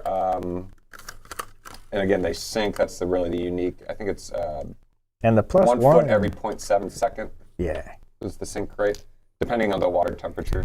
The plus one some people like to use it shallow and they just grind it into stuff like a did that. crankbait. I did it a lot. And then once it gets past it, then you start jerking Would it the around. plus ones work better in warmer conditions versus colder conditions? Because you're using it up a little shallower and you're kind of digging it in the ground there. depends Is that on more what of a you're- warmer bait? I don't use know. the plus one, like if I really have to go deep. So I guess it really depends on where the fish are. So you're using the plus ones to go a little deeper. They got a longer bill. Yeah, I use to go getting deeper. a little I lower. happen to have a couple Megabass square bill jerkbaits, so they go very shallow. So if I'm fishing very shallow, I throw those. I don't like to throw like the regular, That's a big blade. the regular Megabass jerkbaits, like super shallow if I'm on rocks, because those can eat soup. it with doesn't that really blade. take much. Zoom to in break on that the blade blade. off. Just break it or break, break the break blade that off. bill off. That bill will come off really easy. It's not designed like a square bill to where you can just bounce off stuff. So All right. the square bill one, it's a little harder to find. You could still find them. The guys that are still out, or Taking that one? the anglers that are still out You can have fishing right now, are they throwing jerk baits right now? Or are people in end of November, beginning December still throwing jerk baits out there? I'm going to do another shout out. I'm a huge fan of the information that the Hookup Tackle puts out. I don't know if you follow the Hookup. I don't know Ben. He doesn't have the nicest things to say about Berkeley because, we take a lot of products that have been on the market and we re-innovate, make them better. Sure. Yeah, for which sure. is what the fishing industry really is about. He doesn't like that as much, and I get that. I think he has a good point for a lot of people in the industry. However, he's super intelligent. Everyone they work with there are, really, really dialed in and good at educating. And I love what they do for the industry. They did a great video on jerkbaits. They do long videos on jerkbaits. They run through the whole line. Where I'm different, from a little bit like just trying to get depths right. I fish temperatures with jerkbaits personally, so Okay. I'll fish like again. I like the mega bass. I really like the re-range. I like some of the Lucky Craft, but what they've said, I believe, is the Visions were really designed as cold water jerkbaits. They're not as erratic as you see other jerkbaits. So if you're looking for that reaction bite, or you're fishing summertime over grass and you get those fish that just stop you, you can fish quicker and fish maybe a little more erratic jerkbait. What I mean by erratic is turn all the way around. I want to see that bait almost do a full 180. I can't get my mega bass to do as hard as I can. Mega bass really doesn't. It's just more just like it's very dark. Yep. It's really. So I'm gonna go this way. I'm gonna go this way. I'm gonna go this. Well, the reason I was asking is because we were talking about, was it 2-3 weeks ago? I think we were playing Last Cast, and we were talking about jerkbaits or lures that we want to get better with. Yeah. Jerkbait is Something you have that. no confidence in. That's me with a jerkbait, man. I own many of them, like boxes of jerkbaits, I think it's and gonna I ride up. don't ever throw them because I'm no good at it. That's got to be slow. That's gotta Or be a yo-yo. slow. Think of that. You think it'll stay down? I think it's a yo-yo. We can find out now. I think you throw this in that. We're going fishing, bud. Super muddy water, and this is gonna make a racket. Has anyone thrown the big chatterbait yet? Please comment In below. the comments. Where did that thing go? I like the little one, but I think you're gonna have to throw it on it. I That's think you're the big gonna one? need to get a different rod and lighter line. Very I don't light. know. It's gonna be a That's- very subtle. Finesse Half kind. ounce. I love it though. I think you could throw it on. I think you can throw that on. Those go up to a 5/8 or a 3/4. Yeah, but that's a super small half ounce. So I think you can throw it on a regular, not like your square bill rod. Yeah. Like I wouldn't throw it on. You my think this standard. is just going to zoom up? I think I that. don't think No, so. I do. I think it'll wreck your I square think bill you're rod. gonna have to go. It's so much resistance. No, to I it. think that you can throw on a square. It's a bill. big- Oh yeah. That No, little guy. that's It's a what I'm big talking about. blade. You can throw that on Yeah, your yeah, square You have to bill rod. feel it. It's a big You'd have blade. to- That's like It's a going to crank. be a You lot have of to throw it out resistance, and feel that's it. for sure. I think I'm gonna pick up some 3/4 ones that have. But when you bang that off a dock, dude, yeah. They'll know. Dude, I think Gone. that in that super muddy water. Yeah. yeah, I know a place that'd that be has good. super muddy water that I might be able to catch fish on it. So on White Lake, there's some docks in there that are a little bit deeper and have suspended fish typically holding on them. So we had a tournament out there. Forget what the time frame was, but I was like, I'm gonna go throw a jerkbait along these docks. Everyone had hit the docks. There's like 3 of them that they go out to like 15 to 18 feet. So I threw the re-range MR, which dives a little bit deeper. I think it's Jackal. Cracked that thing down there, nothing. And I was moving it fast, and then I put on a Mega Bass +1 or +2. Crack, wait, crack, wait, and I just saw my line go like this off the water. Just trucked it, dude. I'm saying that ended up being the fish that put me ahead in that derby. So I'm gonna go back. I'm actually gonna go back to that dock, and I'm gonna try a big flutter spoon because I've never done that in kayak That's before. something I've never thrown. Yeah. Big flutter spoon. Like the nickels, like, dude, I think like they'll smoke giant it. with like 2 stinger hooks on the top of it. Yep. I'm like, All right, so last cast super is fun. What's last cast? Yeah, sorry. what? We're done nerding out. So last cast, how we played. What do you want to improve on? We talked about that last time. Yep. You got the last cast topic? I've got the last cast one. No, I don't have a last cast. Oh, Do you know how to play last cast? That's Give out a really tough Grant question throws that people out don't want to a answer. really random question, and we go around the table and have to answer it. I got a. You Okay, want I this, got I'm one. not- All right. I don't mean to take over what's your unless you last have cast? one. Here's my last cast, and I'm gonna push you on this one. We've been close as a state to get Crossroads back home. Okay. What 5 are you sending to bring the trophy back to Michigan? Is it? Team 5. I look at it 3 different ways because we've had to assemble our team a couple times now. Are we talking big water, smaller inland lakes, or rivers? Where you got Because it? I have 3 separate teams. I'm thinking we're going Where you to have Illinois, right? It's on. It's in Banner. It's on Banner Banner Marsh Marsh. Banner for Marsh. 2022. So what type of lake is that? It's a narrow marsh tributary. It's like shallow water. Shallow water. It's like It's like a river washout. fishing Tittabawassee, Shiawassee Nature There's a real Nature easy way to look Reserve this up up. there. What's it called? So I would send Blair, Banner Crow, Drabick, The river rats. the river rats, the water. Think of Shiawassee, Tittabawassee. River refuge up there where it's all watershed. It makes these marshes. That looks like a Grand River bayou. Yeah, it's a Grand River bayou, basically. So it's going to be weedy. It's going to be muddy. It's a long, narrow stretch running right along the side of the highway. He doesn't fish anymore, but he's my buddy, and he's an absolute killer on rivers. Is Leduc, Chris Leduc. Oh, Leduc? He still fishes? Not he's really. hunting more. Yeah, dude. He's got a baby coming too, man. He does. He is a straight killer. We're going to lose half the anglers straight next year. killer on Babies. rivers when he You can still fish with when he baby. fishes them. I'll tell you that right now. I hope so. I threw a question up, not change subject. I threw a question up, like how many anglers are expecting newborns for 20? Holy crap, man! It was like 15, 16 people. Really? Yeah, Shoot, man. they've got all kinds of babies Quarantine, coming, man. there was a post that was like during quarantine. Did you get by without having a baby, getting a dog, or an air fryer? I got a dog. My wife and I were like, check, check, check. Like, shit.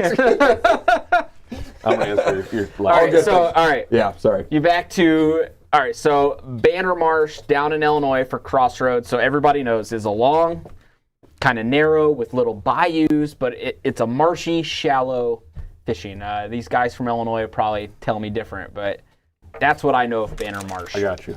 Let's hear it. So Who's your 5? looking at, thinking, past of watching and judging, and I'm looking at this from this year, but David Kerr, Jeremiah Kraft, Dan Van Dusen, Jeremy Crow, Chris Blair. Van Dusen. I wasn't. Yeah, wasn't. you're Van calling- Dusen? you're Van calling Dusen's a Froggers. stick, Van man. Dusen's a hammer. Yeah, Dude, he's a stick. He's a really good I didn't angler. expect that. And Kraft. good Dude, list. he's so... I'll Jay throw- is such a good angler. I would throw And you- Jeremiah Kraft literally on any list. I think- We're going to the North Pole ice fishing. Take Kraft with you. Yep. Like he's gonna come catch fish. He'll Like, kill you a caribou, too. Yeah, he'll have your dinner ready when you're Yeah. done. Grass average.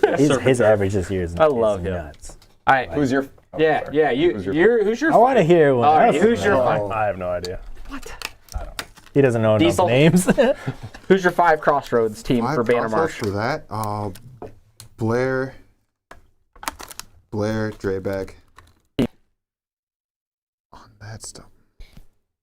That dirty water. That Banner Marsh is so muddy. Who fishes ugly water?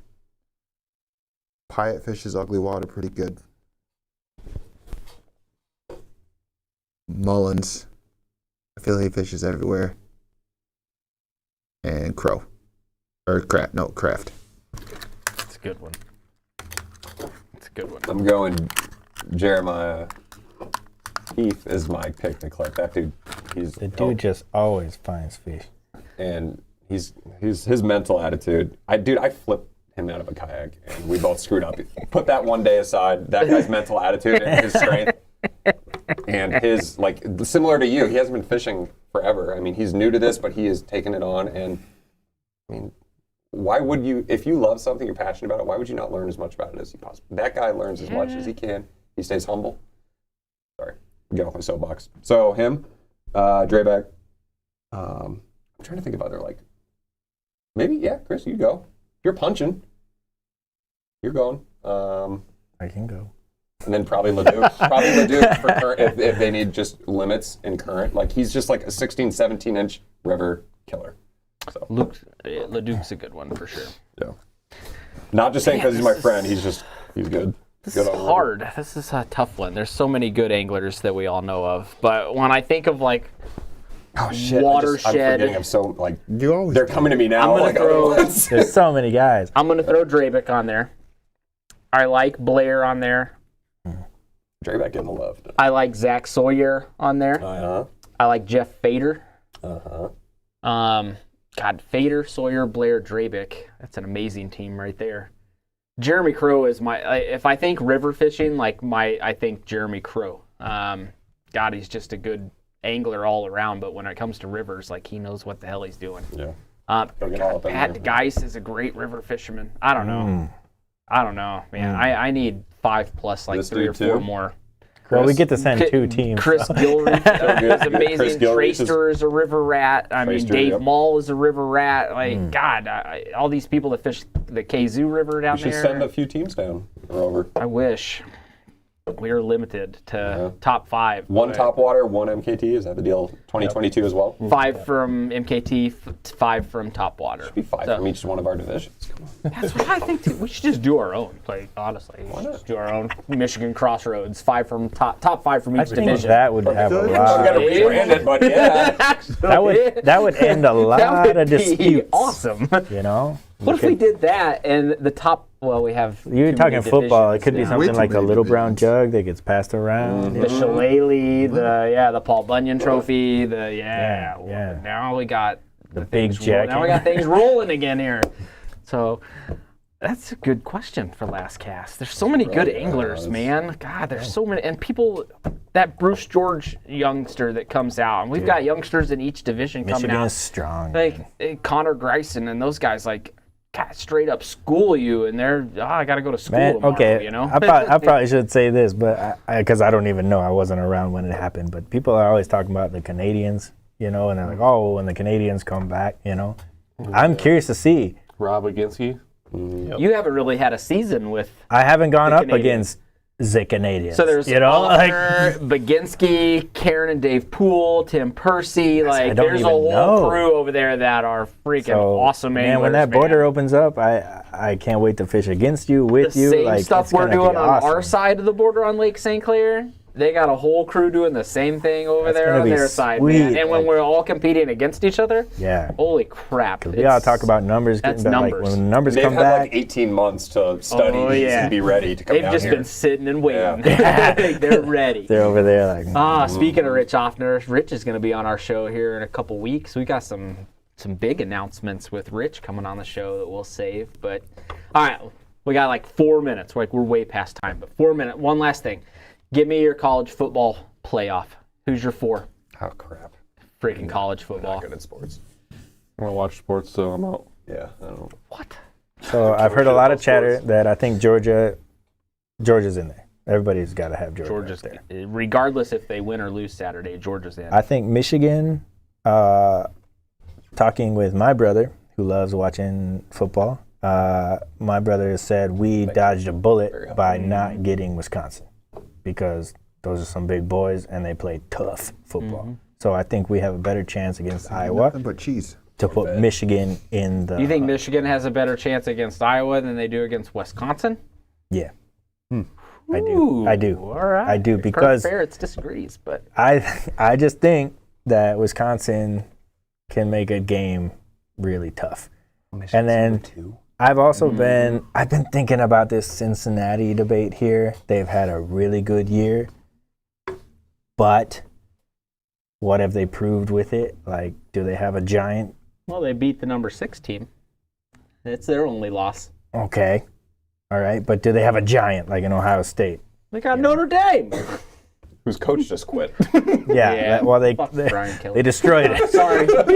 Bama, I don't know. I watched. Proactive beep. I watched Bama in 4 overtimes against a team that they probably should have beaten Bama's gotta way be before out, that, man. so I don't think they're in. I think the sleepers, Oklahoma State there. So my I think top you would move be, Oklahoma State just above Cincinnati. Georgia, Michigan. Cincinnati. I think Georgia, Les Michigan, Kruger. Oklahoma State, maybe Notre Dame. I don't know. So Georgia is a lock no matter what. Whether win or lose on Saturday in the SEC championship against Bama, Georgia being undefeated currently, they're going to be in it. If Bama beats Georgia, they're both in it. You got 2 SEC teams in it. But I am thinking Georgia is going to beat Alabama handedly. Then you've got Michigan going up against Iowa in the Big Ten championship. So if Michigan wins, they're in, obviously. If they lose, that's 2 losses. You're done, Michigan. See you later. Bye. Probably give Harbaugh an extension anyway. Did you see what Ty said? Cincinnati sitting at number 3. Lifetime contracts. Cincinnati's going up against Houston. Houston is a really good team. What are they, 10-2, something like that? I I think Cincinnati wins that game against Houston. Cincinnati stays in. Ignoring it. Shut up, Tom. Oklahoma State jumping Notre Dame this past week to be in the 5th spot over the 6th spot. That didn't make any sense to me. Who have they played? Notre Dame. Notre Dame is actually sitting in a great seat. One, because they're independent. They don't have a championship this week. Stop looking at your watch. Notre Dame. Wow. They have like 4 different ways they can get into the playoffs. So but aggro. honestly, 30 seconds. I'm a huge Notre Dame diehard.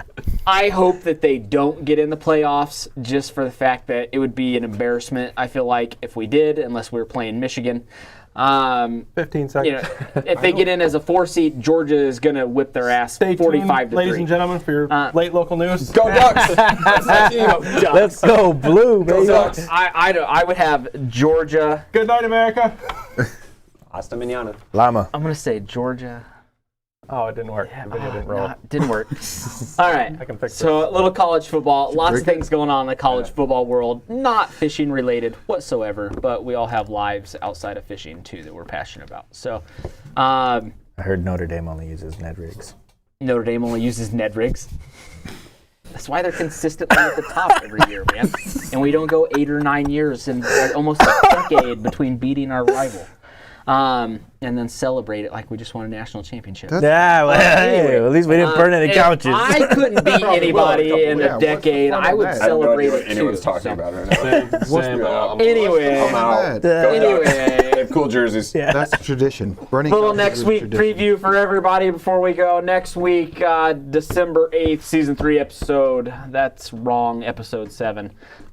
Featuring the KZoo AOI Dave Mall, followed by Kevin Hobson, Josh Pierre, and join us remotely, John Hipsher of Yak Attack, going to hang out with us for a little bit. Cool. We got sneak in. lots of stuff to cover with these folks. Not only are we breaking down the 2021 and the new 22 KZoo schedule, we also are going to drop a couple new schedules that night that no one really knows about. So snap. we were going to do 3 schedule releases on next week's episode. One of them being the new KZoo schedule, and 2 of them being completely new league divisions that nobody's heard of yet. So you definitely want to tune in next week and catch out what the 2 new divisions are going to be that we Just will hashed announce. out my calendar, man. Oh man, Gotta sell out, baby.